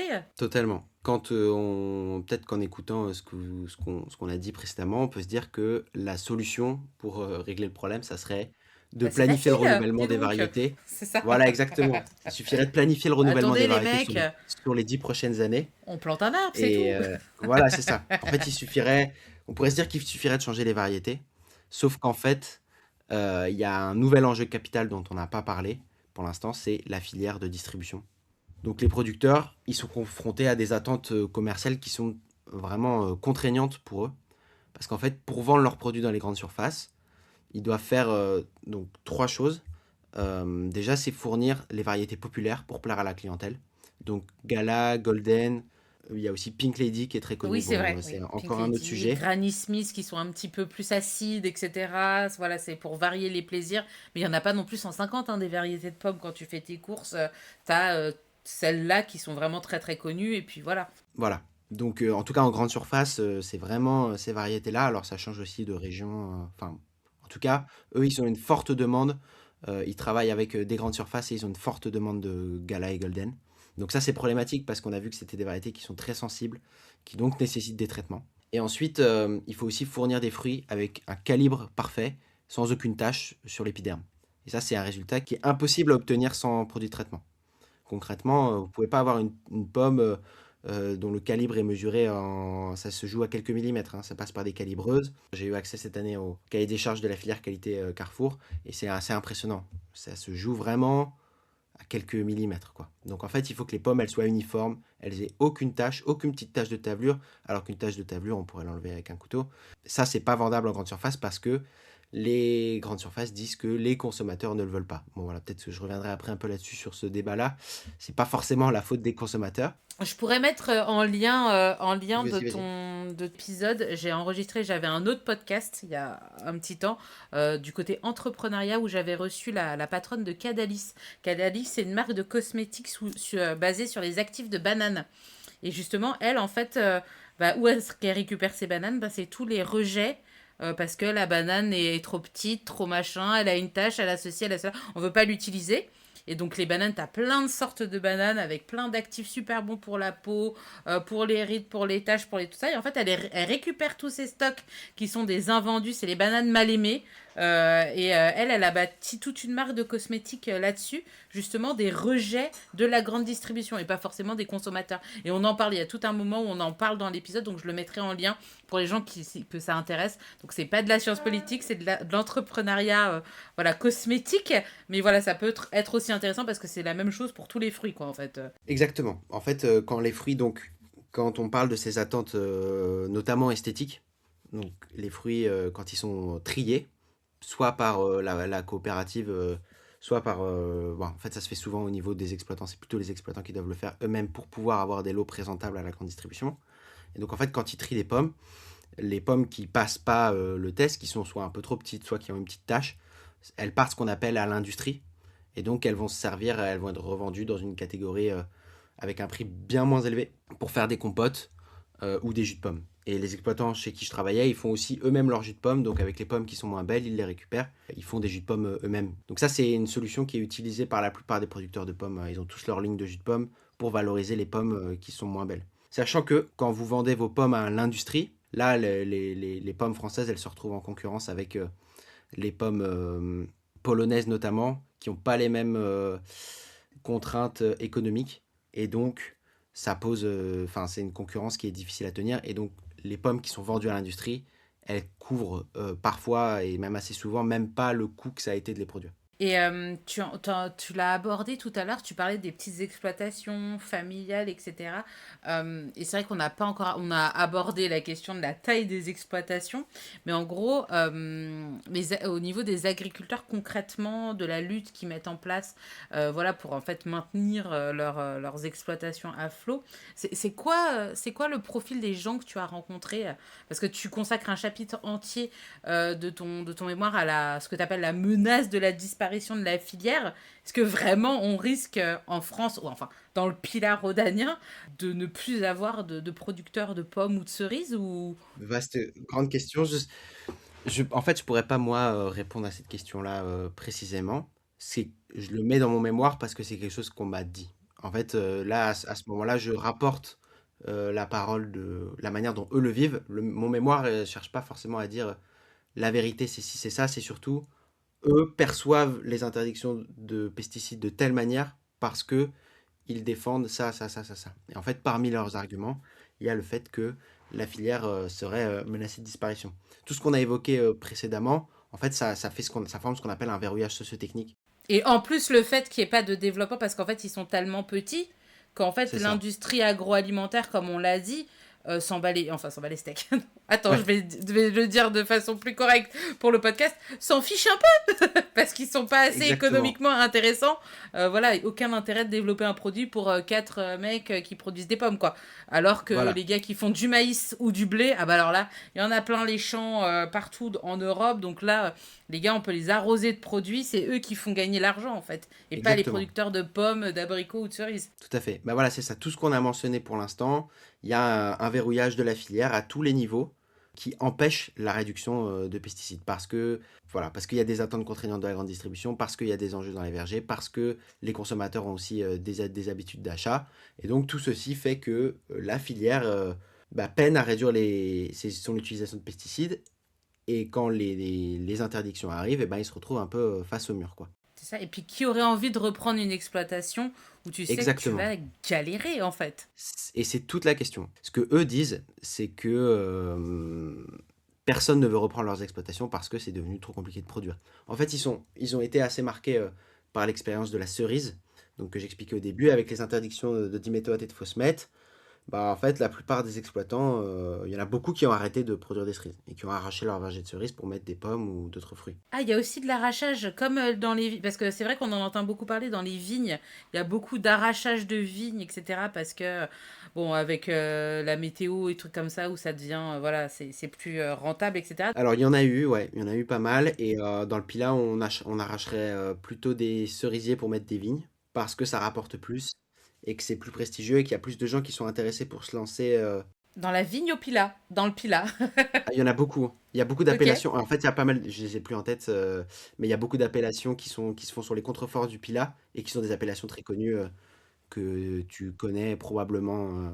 Enfin, Et là, on les a je me pas en rappelle tête. avoir vu, voilà, je les ai pas en tête, mais parce qu'en fait, j'y connais pas du tout bien en vin, malheureusement. Mais du coup, je me rappelle très bien que, voilà, quand j'ai un de mes proches qui était venu me voir, il me dit, mais attends, mais ça, c'est super connu comme vin. c'est les vins qui se font sur le contrefort du Pilat. Donc il y a des belles Je appellations qui mettrai sont dans une le petite Pilat. note dans l'article qui te sera consacré pour Voilà, mettre je te les appellations retrouverai, de vin du Pilat, parce que là, exactement. j'avoue, on est un peu, on n'est pas très calé en vin du Pilat Ouais, rhodanien. Wow. ouais, Ok. exactement. Donc on arrache des cerises pour mettre de la vigne, voilà, parce que c'est plus, ça rapporte Éventuellement, plus d'argent, éventuellement. Ok. éventuellement. En fait, je sais pas s'il y a eu des arrachages précis de cerises pour mettre de la vigne, mais en tout cas, quand je discutais avec les gens sur place, on me dit, bah voilà, les gens ils sont plutôt intéressés de reprendre des parcelles pour faire de la vigne que pour faire des fruits. Parce qu'en fait, c'est beaucoup plus prestigieux et puis ça rapporte plus. Et donc en fait, le risque, c'est la mort par le non-renouvellement. En fait, la pyramide des âges en agriculture, elle est plutôt sans appel, quoi. Il y a 60% des chefs d'exploitation en France qui seront à la retraite d'ici 2035. Et en fait, le ratio, il est très proche dans le Pilat. Pour la coopérative, elle va être confrontée à ce phénomène-là. Il y a peu de repreneurs familiaux parce qu'en fait, les enfants des exploitants, ils n'ont pas forcément envie de faire ça. Quand on a vu ses parents avoir beaucoup de problèmes et galérer, hein, on peut le dire, pendant toute sa vie, il n'y a pas forcément une volonté de reprendre les exploitations. Et tu parlais aussi, tu parles dans ton mémoire du manque de formation, ou alors il Ouais, y a des formations, mais elles sont vraiment mises sur le côté, tu les vois pas. La c'est formation ça. en arboriculture, c'est vraiment Ouais, pas le top des formations c'est agricoles, c'est ça. pas mis de l'avant, quoi. Donc déjà, voilà. Donc déjà, les exploitants, ils n'ont pas forcément envie de transmettre à leurs enfants, et leurs enfants n'ont pas forcément envie de reprendre, parce qu'ils savent Ça que fait c'est très beaucoup de choses. compliqué. Et en plus, la formation, c'est un BTS, mais il n'y a pas de BTS arboriculture à proprement parler, encore une fois, parce que c'est une petite filière. Et donc, ils sont intégrés au BTS. Alors, je retrouve le nom qui s'appelle Métier du végétal, alimentation, ornement et environnement. C'est une sous-spécialisation de ce BTS-là, qui est un peu un BTS horticole, quoi. Et donc, ça n'a pas les prestiges et les revenus que de la viticulture, ça n'a pas la flexibilité du maraîchage. Donc, en fait, sans repreneur à l'horizon, ce qui se passe, c'est qu'ils ne renouvellent pas non plus leur verger. C'est-à-dire que quand vous savez que vous plantez des pommiers pour 20-25 ans et que vous partez à la retraite dans 10 ans, vous Ouais, n'allez ok, pas à vous quoi endetter de bon, quoi, 50 c'est 000 ça. euros, vous n'aurez même pas le temps de le rembourser. Donc en fait, les vergers sont pas renouvelés et du coup, ils n'implantent pas de variétés qui sont moins sensibles pour certains en tout cas. Et donc ça maintient leur dépendance aux phytosanitaires quelque part. Ok. Et en plus, j'ai lu aussi dans ton mémoire que en plus eux-mêmes sont pas vraiment mobilisés. Tu parles de marginalité syndicale, c'est-à-dire qu'il n'y a pas vraiment de mouvement de défense de leur cause. Enfin, ils sont pas organisés pour porter leurs revendications au plus haut niveau, quoi. Il n'y a pas vraiment En fait, d'organisation si, syndicale. il y en a, Mais mais pas les canaux traditionnels. Donc, les exploitants que j'ai rencontrés, ils sont proches de la FNSEA, plus ou moins de proximité, hein, mais voilà, en tout cas, ils ont certaines proximités avec la FNSEA. Mais en fait, à la FNSEA, il y a très peu d'arboriculteurs dans les instances, parce qu'encore une fois, c'est une petite filière, et donc elle a peu de représentativité. Et donc, en fait, moi, j'ai des exploitants qui m'ont expliqué que ils s'entendaient bien avec le syndicat, mais que c'est pas comme ça qu'ils portaient leurs revendications. Ils passent plutôt par l'ANPP, donc c'est l'Association nationale pomme poire, voilà, qui est donc une association qui regroupe les producteurs de pommes et de poires. Et là pour le coup, ils ont des canaux un peu plus privilégiés pour faire remonter leurs revendications. Mais pendant la loi du plomb, ça les a pas empêchés de discuter avec des élus, etc. Parce qu'ils connaissaient le syndicat, que dans la région, la pomme est assez connue, et donc ça leur donne voilà, un petit peu aussi de visibilité pour aller discuter des prochaines politiques publiques, etc. en plus du plomb, il est du coin, non? Il est pas, il est de la Loire ou il est de Haute-Loire? Je crois qu'il est du coin parce qu'ils Je... se sont frités avec Régis Marcon, là, je crois, le restaurateur, la 3 étoiles en Haute-Loire. Et je crois Ah oui, c'est possible. il est du coin. Et je crois qu'il est soit ligérien, soit altigérien. Donc je crois qu'il est du Pilat du plomb. Enfin, il y a un truc où il était député dans le coin ou un truc comme ça, non? Je pense qu'il est de Haute-Loire. S'il était du Pilat, j'en aurais peut-être entendu parler. Donc il est à 20 minutes de Saint-Étienne. Bon, Il a été ouais, président de la Chambre d'agriculture de Haute-Loire. Donc oui, ah il oui, est de donc Haute-Loire. il est pas loin, c'est vraiment Non, sa non, il est région pas là. loin. Ouais, ouais. Ouais, d'accord, ok, c'est ce qui me semblait Il que est né du coup il à Rive est. de Gier. Ah oui, Voilà, bah il est né dans s'il y a la des Loire en connaisseurs. fait, donc Voilà, oui, voilà, exactement, il est né il dans est la né dans Loire. la Loire, ok. Donc il est pile dans le Pilat parce que Rive de Gier, c'est entre Saint-Étienne, on fait un peu de géographie, entre Mais je Saint-Étienne connais, et ouais. Lyon, donc c'est voilà, c'est ça. Ouais, ouais. C'est des endroits où Ok. j'ai pu passer. Et du coup, tu dis qu'ils utilisent des canaux, donc l'association Pomme-Poire, mais et tu parles dans ton mémoire de la théorie du contre-mouvement. Est-ce que ça va dans le sens de revendication et comment ça se manifeste? Alors du coup, ça c'est un peu pareil que le policy feedback tout à l'heure. J'ai Ah essayé oui, il de me fallait dire, mettre un petit peu de théorie. voilà, je me suis dit: «Qu'est-ce que je peux mettre comme théorie?» Et en fait, à ma soutenance, c'est un peu je crois que c'est un des seuls, peut-être reproches qui a été fait à mon mémoire, c'est que la théorie du contre-mouvement était pas forcément la plus pertinente parce Ah, qu'elle se mord un peu la queue. Parce qu'en fait, je dis: «Ils sont dans un contre-mouvement» parce que je trouve des caractéristiques du contre-mouvement que je retrouve dans ce mouvement-là. Mais en fait, un contre-mouvement, c'est un mouvement d'opposition qui est assez, net. Alors qu'en fait, après et on va y revenir, j'explique qu'en fait, ils sont pas forcément mobilisés contre les normes environnementales, mais contre les instruments d'action publique. Et je me base sur d'autres travaux pour dire ça. Et donc, Yvan Bruno, qui a présidé, ma soutenance, qui m'a apporté plein de bons conseils, il m'a dit: «Je sais pas si c'est le meilleur terme parce qu'en fait, de vous-même, vous expliquez que c'est pas exactement ça». Donc voilà, malgré tout, je m'en suis servi parce que c'est un concept qui est utilisé par Sylvain Brunier et Baptiste Cotras, donc c'est 2 chercheurs qui sont assez connus, sur les questions agricoles. Et en fait, eux, ils étudient le mouvement, contre l'agribashing sur Twitter. ah oui, Donc le en fait, fameux. Ça c'est voilà. intéressant, ouais. Donc en fait, ils étudient les comptes Twitter du réseau France Agri Tweetos qui, réagissent systématiquement aux publications qui accusent les agriculteurs de polluer ou, de maltraiter, leurs animaux et cetera et cetera. Et donc en fait, sur, les réseaux, il y a un vrai contre-mouvement parce qu'ils s'opposent en bloc au mouvement écologiste. Mais dans les faits, sur mon terrain, c'est pas exactement le cas. Ce qui était intéressant juste, c'est que quand on parle de contre-mouvement, c'est une mobilisation qui est en réaction à un mouvement initial par des groupes qui se sentent menacés. Et ça, c'est quelque chose qu'on retrouve bien. Eux, ils accusent un mouvement initial anti-pesticides mené par des associations comme Génération Future de les mettre en danger, de mettre en danger leur production. Donc ça, ce serait un mouvement initial auquel eux, ils s'opposent. Donc là, contre-mouvement. Et ils forment en fait une dynamique de couple avec ce mouvement initial. Bon voilà, ça peut être intéressant pour comprendre comment ils s'articulent et comment ils s'opposent au mouvement écologiste. Et ensuite, il y a dans les caractéristiques du contre-mouvement un sentiment d'injustice. Et ça, c'est quelque chose qui est vraiment important. Et c'est comme ça que je me suis dit peut-être qu'on peut parler d'un contre-mouvement, mais en fait pas exactement. Justement, quand tu abordes la question de l'agribashing, tu parles de la fameuse émission Cash Investigation, qui a été quand même reçue de façon un peu violente par les arboriculteurs que tu as pu rencontrer. Est-ce que tu peux nous remettre dans le contexte parce que... Alors, donc en fait, les personnes que j'ai interrogées, ils ont un très fort sentiment de rejet de la part de la société. Et, ils ont le sentiment que tout le monde les accuse de polluer. Et donc, en fait, ils souscrivent à l'omniprésence d'un agribashing dans l'espace public. Donc, en fait, l'agribashing, c'est l'idée qu'il existe une critique un peu systémique et assez systématique à l'encontre des agriculteurs.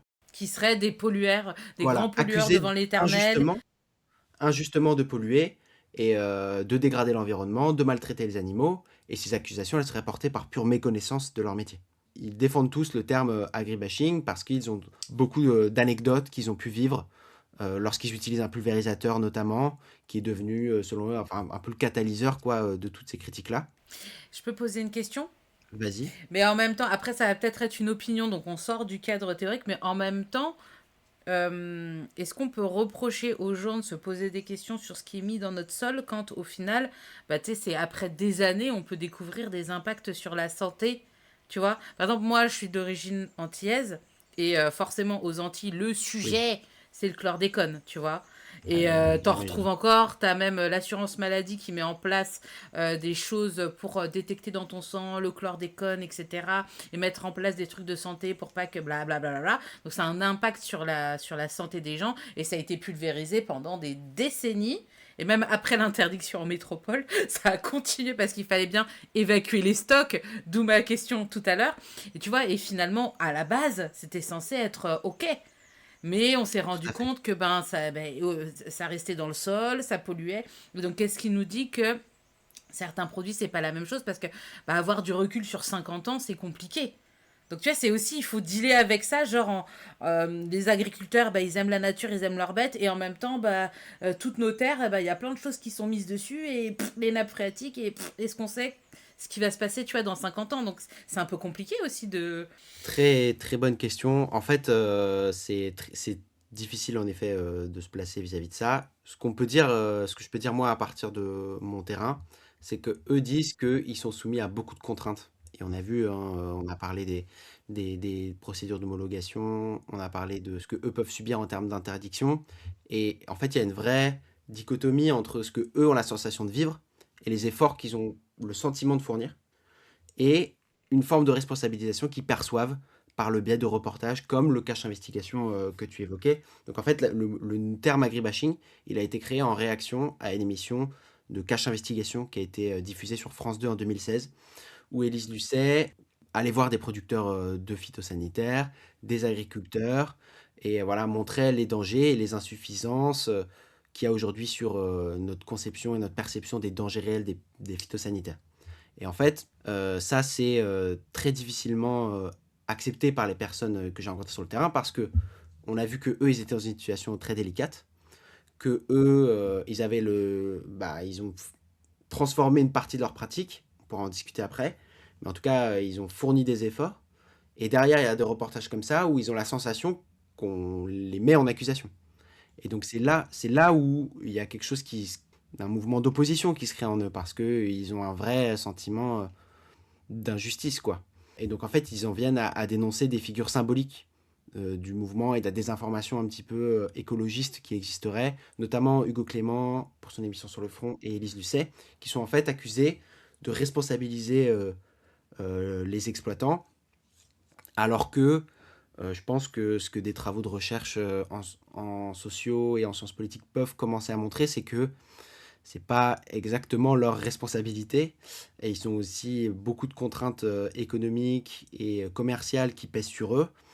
Voilà, je suis assez prudent sur ces sujets-là, mais mon mémoire de cette année, c'est sur la filière de distribution.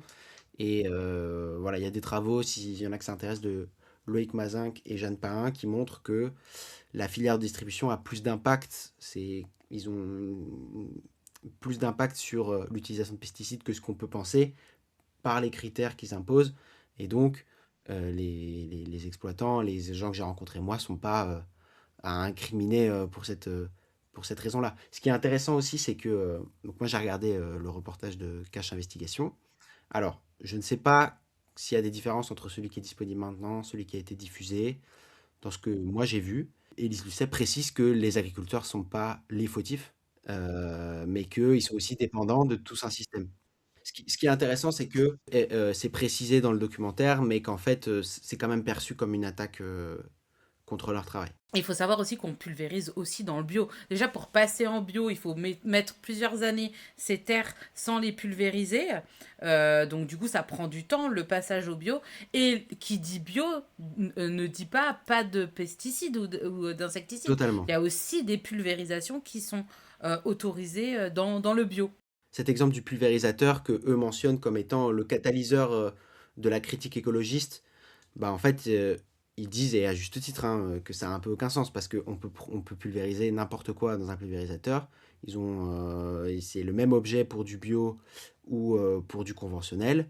Et donc, c'est pas parce on pulvérise que c'est forcément conventionnel. Et même, là, je vais rajouter quelque chose qui est quand même intéressant à mentionner, je pense, c'est que actuellement, pour lutter contre le puceron cendré en bio, on utilise le Nimazal, qui est un produit qui est sous autorisation temporaire. C'est-à-dire qu'il n'y a pas d'homologation par l'Union européenne, c'est une autorisation temporaire qui est renouvelée tous les ans. Donc en fait, c'est un produit avec lequel il faut faire extrêmement attention pour les abeilles, alors que c'est le produit bio. C'est pas parce pas parce qu'on fait du bio que c'est forcément mieux pour l'intégralité des abeilles sur toutes les productions. Hein, l'idée, c'est pas de dire que le bio c'est pas bien, hein, c'est super, mais juste, voilà, faut aussi raison garder sur ce sujet-là. Et c'est pas parce qu'on utilise un pulvérisateur que forcément on est en conventionnel, que forcément on épand des produits qui sont dangereux, qui sont toxiques. Il peut y avoir plein de choses dans un pulvérisateur, ça peut se voir sur les arbres ou ne pas se voir, ça peut être dangereux ou pas tant. Et en fait, en vérité, pour les exploitants, c'est pas des produits qui sont dangereux parce qu'ils ont été homologués par toutes les procédures qu'on a mentionnées. La question, est-ce que ces procédures sont vraiment efficaces? Là, il y a des choses à en redire, mais c'est pas quelque chose qui pèse sur les épaules des exploitants. Et eux se sentent attaqués alors que bah, ils en perçoivent pas, ils se sentent pas responsables, quoi. Et je pense on peut dire que c'est pas le cas. Quel est l'impact en fait des actions de génération future sur ce sentiment d'être attaqué et sur l'agribashing? Tu l'as mentionné en tout début d'épisode. Déjà, c'est quoi Génération Future? L'association Donc, Génération Future. C'est ça. En fait, j'ai essayé, de trouver un peu les sources de cet antagonisme, politique parce que quand moi je discutais avec les exploitants, il y avait vraiment une critique, assez virulente, du mouvement écologiste. Du coup, je me suis demandé, en fait, d'où est-ce que ça vient? Et donc j'ai étudié 2 possibilités. La première, c'est, la stratégie politique de Génération Future. Donc c'est l'association qui est la plus connue sur les phytos et François Dedieu, encore une fois, toujours lui, il a qualifié leur stratégie de «scandaleuse» entre guillemets. Alors non pas parce que, c'est pas dit en connotation négative. Voilà, c'est ça, c'est faire le scandale pour faire parler d'eux, en fait, c'est ça? Si je comprends bien? Exactement. En fait, le Génération Future, c'est une association, privée qui repose sur 30 de financement par les citoyens. S'ils veulent continuer à se faire connaître et maintenir leurs donations et donc, rester à flot, en fait, ils doivent faire parler d'eux. Ils ont très peu de gros financeurs parce qu'ils veulent rester vraiment totalement indépendants pour parler des sujets qu'ils veulent et cetera. Et donc François Dedieu, il explique qu'ils doivent faire des coups d'éclat s'ils veulent, maintenir leur pérennité. Et donc ces coups d'éclat, c'est cette stratégie, scandaleuse, voilà, en révélant des scandales, en, montrant des dysfonctionnements graves. Il y a une forme de peur qui se crée des révélations, par ces associations qui peuvent avoir des effets sur les exploitants. Parce que ce qu'eux racontent, c'est que, quand il y a un scandale qui explose dans la presse comme ça, derrière, c'est des gens qui viennent leur parler à eux directement, qui viennent les voir quand ils sont avec un pulvérisateur, qui viennent les voir, dans leur boutique et cetera. Donc en fait, ils ont la sensation de subir sur le terrain les conséquences de stratégies, politiques, qui sont en fait, pour des raisons propres au fonctionnement de l'association. Il y a une peur en fait des dossiers qui font l'actualité, de ce qu'on va pouvoir révéler, qui risquerait de leur retomber dessus et voilà, Génération Future, fait partie de ce système-là. De ce système un peu d'agribashing, même ce qui ne dit pas son nom, en fait. Voilà, agribashing, alors après ça c'est un terme qui est utilisé, par les exploitants. Moi j'ai pas étudié le sujet de l'agribashing en profondeur. Est-ce que c'est pas non plus à moi de dire s'il existe ou pas parce que voilà, c'est un sentiment, donc eux le défendent, comme tel. Et puis tu parles aussi de l'opposition ruralité-urbanité. Ça, dans quel type de discussion tu as pu l'entrevoir, en fait? C'est ça. Donc là, ça c'est en fait, ça je me suis inspiré d'un article sur, les typologies, des mouvements sociaux et parmi les caractéristiques, des mouvements, ruraux, il y avait cette idée d'opposition entre, l'urbanité et la ruralité, donc entre les villes et les campagnes un petit peu.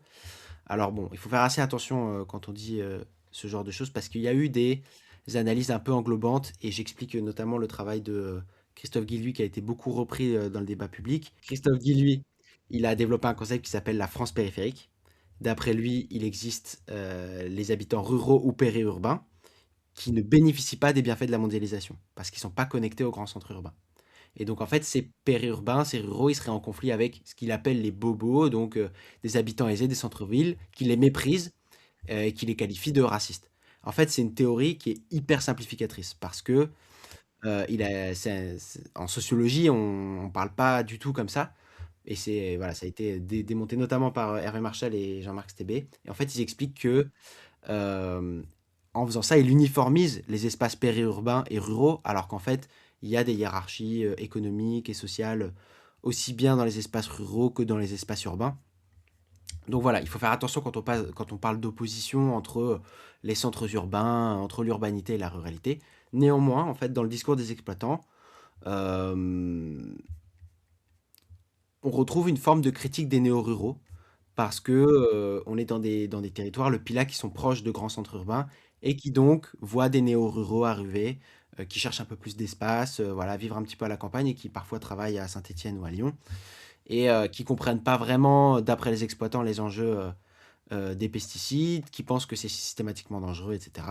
Et qui donc viennent parfois leur faire des réflexions pendant qu'ils épandent des phytos, c'est ce qu'on racontait avant, et voilà, on les qualifie parfois de voisins intolérants, voilà, c'est des expressions que j'ai entendues sur le terrain. Où il y a des cloches autour du cou des vaches, donc c'est gênant parce que ça fait du bruit. C'est Voilà, ce qu'on voit un c'est peu, ce c'est genre, le c'est ce cliché, genre tu de vois, ce genre de conflit. truc. Alors voilà, en tout cas c'est comme ça que eux le perçoivent.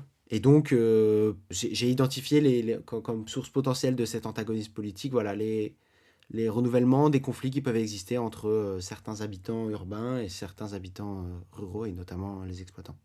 Ok, et quand tu discutes avec les arboriculteurs avec qui tu as travaillé pour ce mémoire, on va dire. Est-ce que tu as le sentiment que, parce que tu en parles aussi dans ton mémoire, tu sais il y a cette espèce d'idée qui sont restés sourds aux demandes, tu vois, d'évolution vers la transition écologique.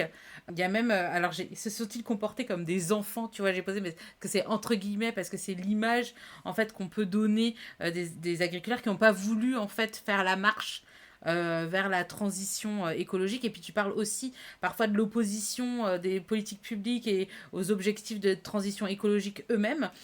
Quel est ton sentiment par rapport à ça? Est-ce qu'il y a vraiment eu... Est-ce que les mecs ont vraiment traîné des pieds ou en fait c'est... On l'a vu hein, depuis toute cette discussion, c'est beaucoup plus nuancé que ça, d'où le fait qu'il y ait peut-être cette incompréhension entre le monde pas rural et les arboriculteurs. Ce qu'ils peuvent vivre comme un sentiment d'injustice d'ailleurs. Hein. Et tu parles d'injustice dans ton mémoire. C'est ça. En fait, donc j'ai essayé de me dire, voilà, il y a un vrai sentiment d'injustice sur les interdictions de pesticides qui sont vécues de manière ouais, injuste. Donc, par les exploitants, ils ont la sensation que c'est les accusés de polluer n'est pas du tout légitime de la part des mouvements écologistes. Donc, comment est-ce qu'on peut comprendre ça? D'après moi, c'est parce qu'il y a une vraie opposition entre les efforts qu'ils revendiquent avoir fait, qu'ils ont la sensation d'avoir fait, et la critique qui existe encore des pratiques conventionnelles, parce que bah, il y a en fait encore certaines faiblesses institutionnelles actuellement. Et c'est ce qu'on a évoqué. Et en fait, c'est toute la difficulté hein, de la discussion qu'on a et du mémoire que j'ai écrit, c'est voilà, de comprendre que il y a des exploitants qui ont un vrai sentiment d'injustice par rapport à cette situation, et néanmoins rentrer dans les procédures d'homologation et voir quelle faiblesse il peut exister. En fait, eux, ils ont le sentiment d'avoir réduit leur utilisation de phyto parce qu'il y a de plus en plus de produits qui sont interdits, parce qu'il y a une évolution aussi dans les mentalités de traitement, parce que eux, ils testent aussi des choses alternatives. Donc, comme il n'y a pas vraiment de recherche privée sur la pomme, il y en a publique, heureusement, hein. Voilà, il y a des recherches publiques à l'INRAE qui ont donné des résultats parce que ça, c'est quelque chose qui n'est pas toujours perçu sur le terrain, mais par exemple, Inogo qu'on évoquait avant, c'est une variété qui a été co-développée par l'INRAE. Donc il y a des recherches publiques sur le sujet. On essaie de les aider, mais voilà, eux, ils font aussi des tests. Là où moi je travaillais, bah voilà, l'exploitant, il avait ici, il teste telle méthode de traitement. Là, ici, c'est du bio. Là, ici, en fait, là, j'essaye ça. Enfin voilà. Donc il y a des tentatives qui sont faites pour renouveler les pratiques. Et puis, il y a un rapport qui s'appelle Enquête et pratiques culturales en arboriculture. Moins de substances actives utilisées en arboriculture entre 2012, 2018 et 2023. Donc ça, c'est un rapport de la Grest sur lequel je me base qui explique que bah, il y a pas mal moins de kilogrammes par hectare de pesticides qui sont utilisés. Sauf que, voilà, encore une fois, donc on utilise moins de pesticides en termes de quantité par hectare, mais est-ce que la quantité par hectare est vraiment la bonne manière de mesurer? Ça, c'était quelque chose qui manque, je pense, un petit peu dans mon mémoire, c'est le débat qu'il y a actuellement sur le NODU. Alors, je ne suis pas spécialiste, on ne va pas rentrer trop dans le détail, mais en gros, tout le monde n'est pas d'accord sur comment est-ce qu'il faut mesurer D'accord. la quantité de L'épandage, enfin pesticides, la quantité de la quantité pesticides, de d'accord. pesticides qu'on a épandus sur une parcelle. Et en fait, le- l'outil défendu par les scientifiques, c'est plutôt le NODU, alors que c'est pas celui qui est utilisé actuellement pour les pouvoirs publics dans le cadre du plan Ecophyto. Et il y a eu un changement récemment, etc. C'est un débat qui est venu assez récemment. Je vous invite à aller vous renseigner là-dessus parce que c'est très technique et je suis pas expert sur le sujet. Mais voilà, en fait, on n'est pas d'accord sur comment est-ce qu'on mesure. Voilà, donc eux ont la sensation d'avoir réduit parce qu'il y a beaucoup de réglementations en plus et qu'ils épandent moins par hectare. Est-ce que c'est vraiment des produits qui sont pas plus dosés? C'est aussi ça la Ah question. ouais. Est-ce qu'ils le diluent assez? Parce qu'il y a aussi comment eux aussi préparent leurs produits. Les dilutions, les choses comme Tout à fait. ça. Ça, La j'ai pas vitesse de observé. l'abuse du pulvérisateur parce que tu as différents modes de pulvérisation, etc. Donc en fait, ça peut être... tu passes du simple au double. En fait, c'est très compliqué de Voilà, c'est très savoir compliqué de exactement mesurer. qu'est-ce que tu as mis sur ce mètre carré-là. Voilà. Donc en fait, c'est un sujet compliqué. Est-ce qu'il y a eu moins de taux de traitement appliqués ou pas? Probablement oui. Maintenant, dans quelle mesure? Moi, je peux pas répondre à cette question. Et en fait, ce qui est intéressant, c'est qu'aussi en parallèle, il y a quand même eu l'échec du plan Ecophyto.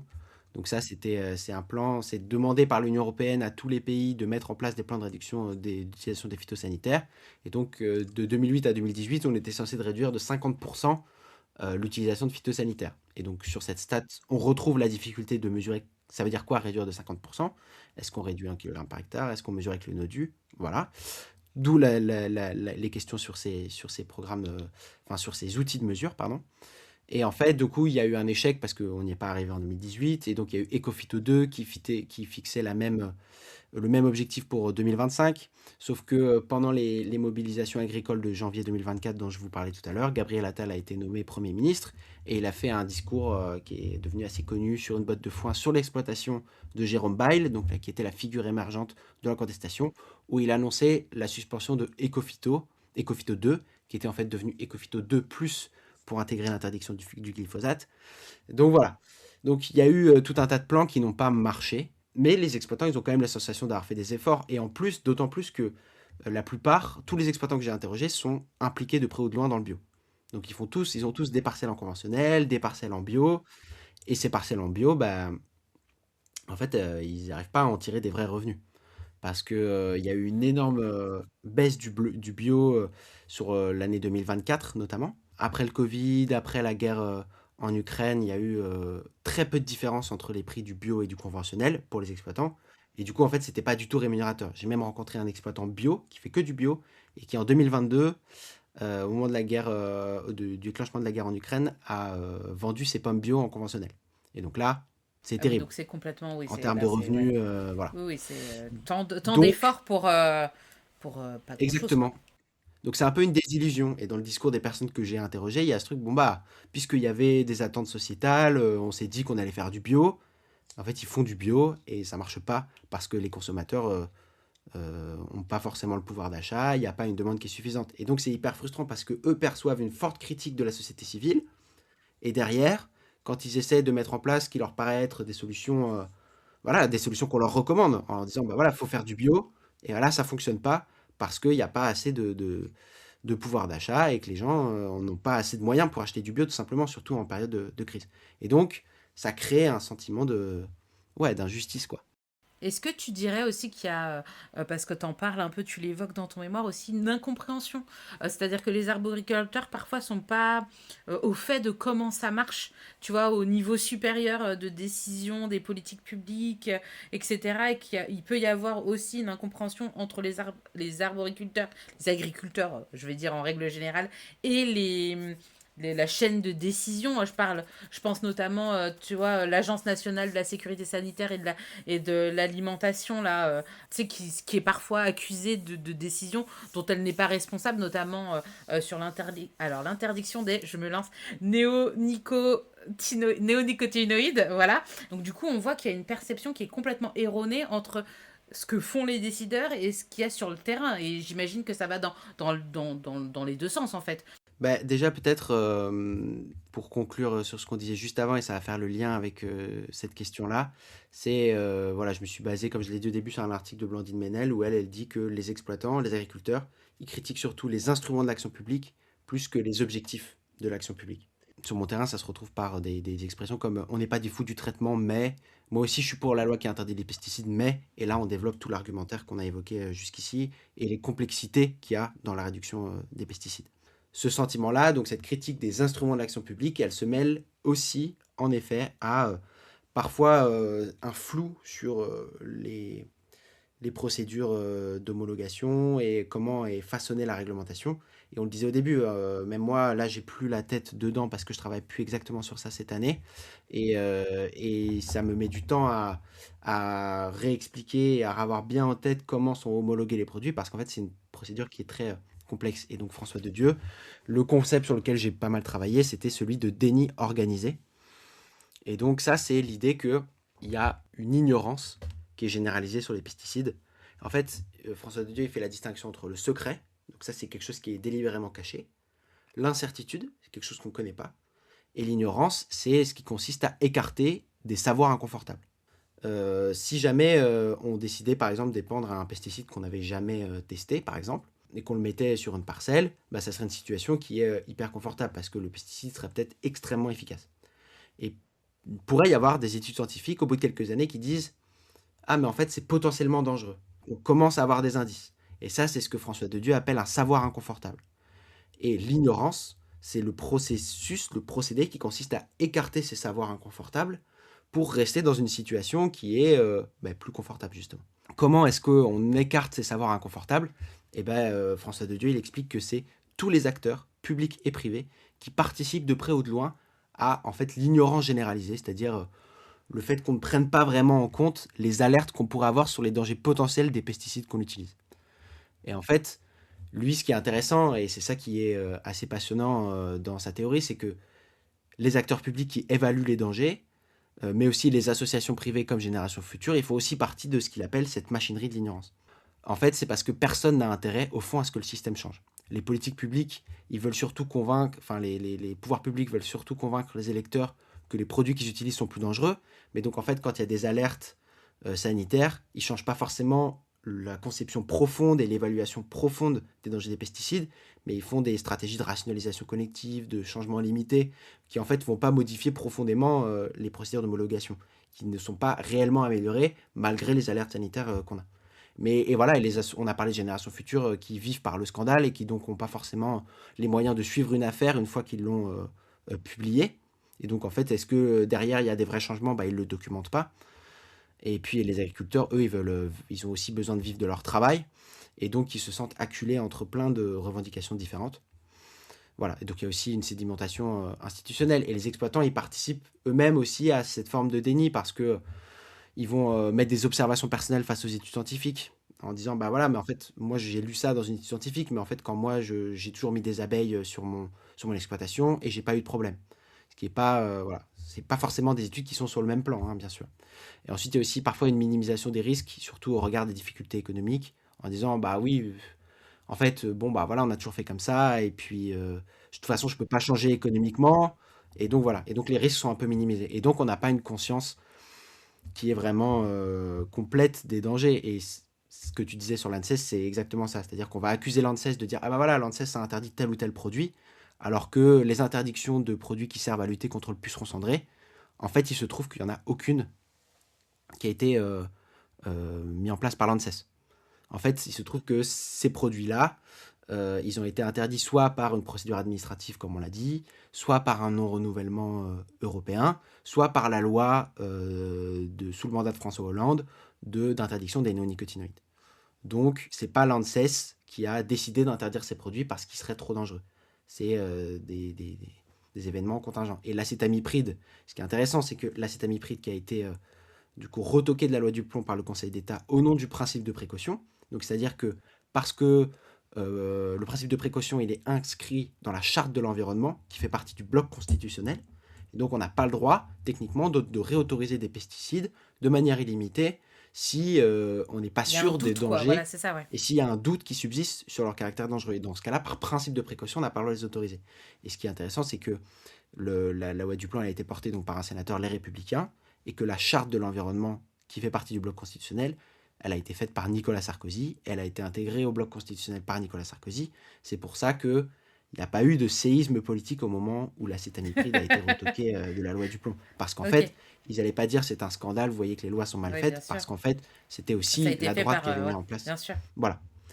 Donc il y a tout un tas de sujets, on pourra encore développer très longtemps, mais voilà, ça c'est aussi sur la manière dont l'information se diffuse de manière très complexe aux exploitants. Qu'est-ce qui est vrai du faux? Et moi-même, il y a sûrement beaucoup d'approximations dans le podcast qu'on a fait là, parce que c'est très compliqué et que il y a plein de trucs encore que j'ai pas compris et que eux m'expliqueraient beaucoup mieux que moi. Et puis on est dans une agriculture traditionnelle, on n'est pas dans une agriculture industrialisée, donc c'est aussi quelque chose de très sentimental qui touche tu vois, aux racines, à des exploitations qui sont, où, comme tu dis, on a toujours fait comme ça, donc pourquoi? Enfin, c'est difficile d'aller dans le fond des choses et de savoir vraiment ce qui est pratiqué, comment c'est fait, etc. par des gens parce qu'on est encore sur des exploitants qui ont peut-être pas été formés, parce que maintenant les découvertes sur l'environnement avancent très vite, et puis on a encore des exploitants qui n'ont pas été formés peut-être au niveau nouvelles pratiques agricoles, donc c'est peut-être aussi des choses à voir et à étudier. Je pense qu'ils ont beaucoup de connaissances sur le sujet. Juste, c'est compliqué à mettre en place et puis aussi, sur le lien sentimental que tu disais, c'est des gens qui travaillent quand même énormément et donc il y a une situation frustrante, quoi. Ils travaillent beaucoup, au niveau de revenus, au taux horaire, ils sont très bas, hein. Et puis c'est des gens comme on disait, galèrent quoi en fait. C'est les agriculteurs, quand t'es pas un grand industriel sur 500 hectares avec 10 000 têtes de bovins, des trucs comme ça où tu peux te faire un peu de marge parce que ben, t'es un grand industriel quand t'es un agriculteur voilà, d'un village, etc., ta petite échelle, c'est compliqué en fait de s'en sortir, de manger, d'éduquer tes enfants. Enfin voilà, c'est aussi la réalité. Et c'est pour ça que la filière se meurt en fait. Exactement, c'est très compliqué et voilà, les gens que je rencontre et il y en a qui ont fait 6 heures, 22 heures, pendant toute leur vie, hein, en termes de temps de travail, donc c'est aussi, et c'est des métiers qui sont fatigants, Qui sont c'est éreintants, cassant, oui, pour enfin le voilà. corps, pour le... Ouais. Et Voilà, est-ce que c'est exactement. cette contestation-là des régulations environnementales, on va dire, est-ce que c'est quelque chose de très français ou est-ce que tu as pu l'observer un peu partout dans le monde? Il y a d'autres pays où il y a tu sais, ces petits exploitants, les sentiments d'injustice, agribashing, etc. Et un peu de la lutte bah voilà, contre la suppression de certains produits phytosanitaires. Est-ce que c'est quelque chose d'un peu global? Alors, je me suis intéressé un petit peu là en début d'année à la situation en Allemagne. Et en Allemagne, il y a eu pas mal de manifestations qui commencent à arriver aujourd'hui en France sur les taxes sur le gasoil non routier, Ah oui, donc bah oui, le ouais. GNR. Ouais. Donc en fait, les exploitants se sont retrouvés face à une hausse de leur carburant, parce qu'avant, le gasoil non routier, donc le gasoil, l'essence qui est mise dans les tracteurs, n'était pas taxé. Sauf que petit à petit, l'Union européenne impose aux États de mettre en place des taxes sur les GNR. Et donc quand on est parfois 5-6 heures par jour, voire beaucoup plus, en fait 8-10 sur son tracteur, bah, ça coûte énormément d'essence. Et donc s'il y a une hausse de l'essence, bah, pour des raisons environnementales, et ben, ça crée des situations de colère.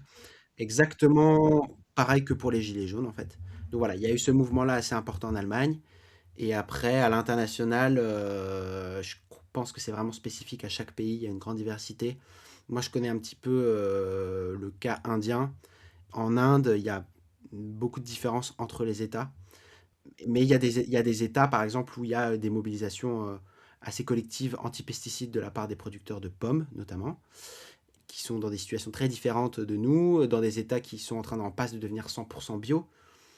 Donc il y a tous ces mouvements-là qui existent en Inde. Et d'un autre côté, il y a aussi en Inde, dans d'autres États, des problématiques similaires à ce qu'on a évoqué là, de personnes qui, sans pesticides, n'arrivent pas à vivre. Et donc le cas indien montre qu'il y a une grande diversité de situations économiques et politiques sur le sujet. Bon, bah, j'espère que tu viendras nous parler de tes recherches actuelles pour faire le pont entre ce Avec grand mémoire et plaisir. le mémoire que tu vas déposer pour ton M2 sur la filière de distribution. Je pense que ça fera un bon complément. Et donc, tu le Exactement. disais dans le mémoire que tu avais passé 6 semaines sur le terrain et que tu avais été ouvrier agricole C'est chez un ça. exploitant. Est-ce que tu penses que c'était nécessaire en fait de mettre les mains dans le cambouis pour avoir accès, tu vois, et pour avoir une parole peut-être plus libérée sur ton sujet pour pouvoir voilà, plus déblayer un peu ce sujet avec les exploitants que tu as rencontrés? Totalement. Déjà 6 semaines, par rapport à ce que eux peuvent vivre, c'est pas énorme. Pour un mémoire de master, on considère que c'est plutôt beaucoup, mais De Master 1 en plus, hein, de master 1, c'est c'est ça. voilà. Pour un mémoire de master 1, on trouve que c'est plutôt beaucoup. Alors après, heureusement, ça me sert aussi de base pour mon mémoire de M2, où je suis en continuité. Donc, voilà, pour un travail de recherche de mémoire, je pense que c'était, le bon temps, fallait pas faire moins. C'est important en fait, c'est surtout important de pouvoir s'insérer à la sociabilité locale, comme ça, quoi.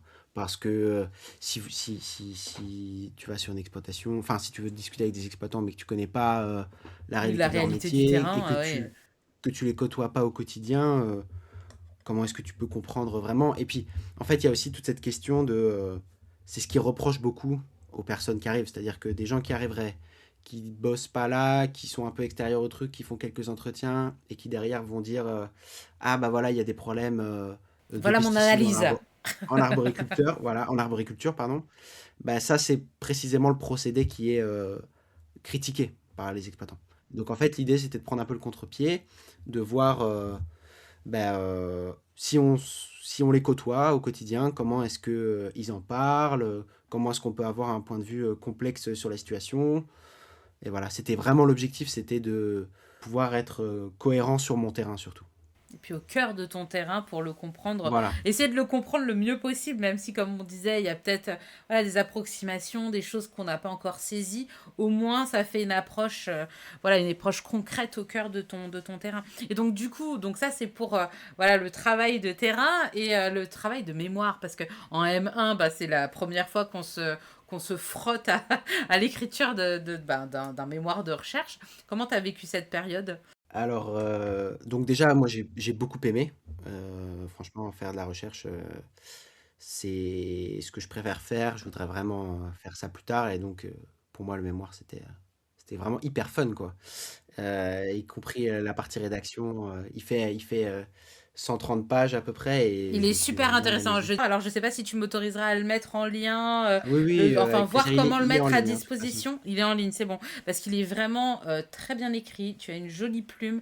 Il est compréhensible. Et on apprend plein de choses. Donc, c'est vraiment un super bon mémoire. Bon, bah, d'ailleurs, tu as eu le prix du jury du prix du mémoire de Sciences Po Lyon. C'est pas non plus par hasard, on va dire. Mais vraiment, c'est un travail de très grande qualité. Je Bah, tiens à te c'est le dire gentil. parce que c'est vraiment c'est très Merci intéressant. beaucoup. Ce qui a été un peu compliqué, c'est que donc moi j'ai dû faire mon terrain du 1er juin à mi-juillet en gros, mes 6 semaines de travail, pour un rendu qui est le 20 août. Et donc en fait, donc ça a été assez intense. Et donc en fait, je m'étais dit, bon bah l'année d'avant, je vais bien préparer le coup pour avoir plus de lecture à faire et arriver sur le terrain en ayant préparé mon sujet. Et après, j'aurais juste à mêler mes entretiens et je pourrais rédiger en sortant de mon terrain. Sauf qu'en fait, ce qui arrive toujours, et là j'ai fait l'erreur de débutant, c'est que quand on arrive sur le terrain, en fait, on nous parle toujours de trucs un peu différents de ce qu'on avait imaginé. Et moi, ne connaissant pas bien en fait l'arboriculture, parce que j'ai eu une entrée de terrain et je me suis dit super, on va pouvoir travailler sur ça, j'avais bossé toute l'année sur les normes environnementales. Donc la PAC, les haies, les BCAE pour les connaisseurs, tout ça, tout ça. Et je suis arrivé sur le terrain et en fait, les gens m'ont dit non, mais là, ça nous intéresse pas. Quand on parle d'environnement, ce qui a de l'impact, c'est les interdictions de pesticides. Et donc, en fait, j'ai fait un terrain qui était un peu fatigant parce que je vivais à peu près à une demi-heure en voiture de l'exploitation et je bossais de 6 heures à midi et demi en continu. Et après, j'avais l'après-midi pour bosser sur mon mémoire, mais il faisait très chaud. C'était pendant les canicules, donc il a fait parfois 40 degrés en fin de matinée sur les exploitations. Et avec les filets paragrèles qui sont au-dessus des vergers, ça fait vraiment chaud. Donc je faisais ça le matin et l'après-midi, je devais rattraper tout mon retard sur les pesticides parce qu'en fait, j'y connaissais pas Ouais. grand-chose. Ah Et oui, donc, intense. voilà. Et donc après, j'ai retranscrit mes entretiens à la fin de mon terrain. J'ai retranscrit mes entretiens. J'ai dû refaire plein de lectures et faire quasiment toute ma biblio, en fait. Et donc, je me suis retrouvé à rédiger sur ouais, 10 jours, quoi, à peu près. 10 15 jours. Et donc, donc, tu vois, ça me fait plaisir que la plume Bah, c'est très, était c'est quand un même super bien parce travail. que en fait, j'ai rédigé en ultra intense sur la fin parce que le terrain a fait que mes sujets ont évolué, quoi. Et du coup, si j'ai pu le faire, c'est parce que j'ai eu la chance d'avoir des relecteurs qui m'ont aidé pour les fautes d'orthographe, qui relisaient au fur et à mesure de ce que j'écrivais. Et ça, c'était... On leur voilà, dit on les merci. salue. Voilà, on les Ouais, salue et on leur dit exactement. merci. Ils ont été très efficaces et, Exactement. et ils ont Exactement. contribué à ce succès. Voilà. C'est ça. Ok. Et donc maintenant, tu l'as dit, tu travailles sur la filière de distribution, toujours sur les pommes ou les pommes et les cerises, les pommes ou vraiment Sur les pommes. spécifiquement les pommes. Ok, donc tu es en M2 à Paris. À Tu es dans l'EHESS, ouais. le HSS, ok, l'école des hautes études En sciences en sociales. sciences sociales. J'allais dire une C'est ça. connerie. Ok, en sciences sociales, ok, d'accord. Et donc tu vas bientôt venir nous parler de ton mémoire de M2 sur le Dazibao quand il sera Avec fini, bien grand évidemment. plaisir. Voilà. Avec grand plaisir. Donc voilà, cette année, Ok. je bosse sur l'impact des filières de distribution sur l'utilisation de pesticides. Ok, bah super, c'est la continuité de ce mémoire de M1, c'est Exactement. génial. Est-ce qu'il y a quelque chose en particulier un sujet que tu as croisé pendant la rédaction de ce mémoire que tu n'as pas eu le temps de traiter, hors les filières de distribution, vu que tu travailles dessus, ou un autre sujet où tu te dis, ah, ça serait pas mal, tu sais, une espèce d'ouverture de sujet, ce serait pas mal à refiler aux copains qui aimeraient travailler sur un espèce de sujet connexe qui pourrait être utilisé dans un autre mémoire si tu as envie de le donner et de pas le garder pour toi. Donc du coup, j'aurais bien dit la filière en effet, parce que c'est ce que j'ai Voilà, fait c'est tout à l'heure. ça, de distribution, mais Et c'est déjà pris. c'est déjà pris. J'ai une autre idée, mais qui est un potentiel projet de thèse. D'accord, Donc, donc on ne le dira pas. et après, sinon, il y a autre chose. Je pense qu'il y a quelque chose qui serait hyper intéressant. À ma soutenance, donc, je l'ai mentionné tout à l'heure, le jury était présidé par Yvan Bruno. En fait, en sociologie, il y a plusieurs écoles, plusieurs approches des terrains. Ce que je fais, moi, on dirait que c'est pragmatiste parce que je donne du sens à la parole des acteurs. C'est-à-dire que quand on me dit quelque chose, je la prends pas pour acquis parce qu'évidemment, on a une réflexion critique derrière, mais je vais une approche bourdieusienne qui serait de la sociologie critique, par exemple, elle dirait, bon, bah voilà, en fait, si telle personne dit ça, ce qui compte, c'est pas forcément ce qu'il me dit, mais c'est quel capital immobilise et euh, s- quelles relations sous-jacentes sont présentes dans ces propos-là. Et donc, en fait, moi, mon approche, c'est pas celle-là. Mais en fait, ça serait aussi hyper pertinent de le faire. Hum, Yvan Bruno, il m'a dit que ce qui était dommage dans mon mémoire, c'est que j'avais pas sociologisé les personnes que j'ai rencontrées. Et lui, il a fait sa thèse sur la Confédération paysanne. Et je l'ai entendu là à un séminaire cette année. Et il expliquait que, en fait, les gens qui s'engagent à la Confédération paysanne, c'est aussi des gens qui ont une relation particulière à l'État qui a été créée par l'école. Donc c'est une approche assez bourdieusienne hein, du sujet. Mais en fait, si on se mobilise contre les phytosanitaires, c'est pas forcément que pour des raisons économiques et techniques comme ce qu'on a évoqué là. C'est aussi qu'on on a construit au fil de notre socialisation un certain rapport à l'État et au pouvoir, etc., etc. Et je pense que ça serait intéressant de questionner ça sur le terrain, parce que ce qui est intéressant de dire, c'est que face à cette situation-là, il y a des producteurs qui virent et qui deviennent complètement bio, qui vont adhérer à la Confédération paysanne et qui vont s'opposer à l'utilisation de traitements pesticides. Comment est-ce qu'on explique qu'il y en a qui font pas ça en fait? Et en fait, c'est aussi le produit d'une socialisation particulière dans les milieux agricoles. Et je pense que une approche de sociologie bourdieusienne des arboriculteurs, ça serait Intéressant. pertinent. Ok, Voilà. super. Et ben écoute, le sujet est lancé pour les futurs étudiants qui aimeraient se penser sur le sujet. Et ben écoute, merci beaucoup Tim d'avoir été avec moi et de m'avoir parlé de ton super mémoire de recherche. Bien évidemment, dans l'article qui te sera consacré, il y aura la newsletter, des recommandations bibliographiques que tu pourras nous donner, voilà, des articles, des podcasts, je ne sais pas, tout ce qui pourrait intéresser nos auditeurs.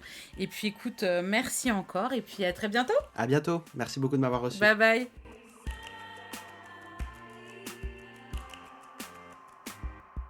If I could draw a diagram of our love, then I would want a different kind of buzz. There's not enough love to weigh us down, but it's all I've got, it's all love. Gotta get out before my heart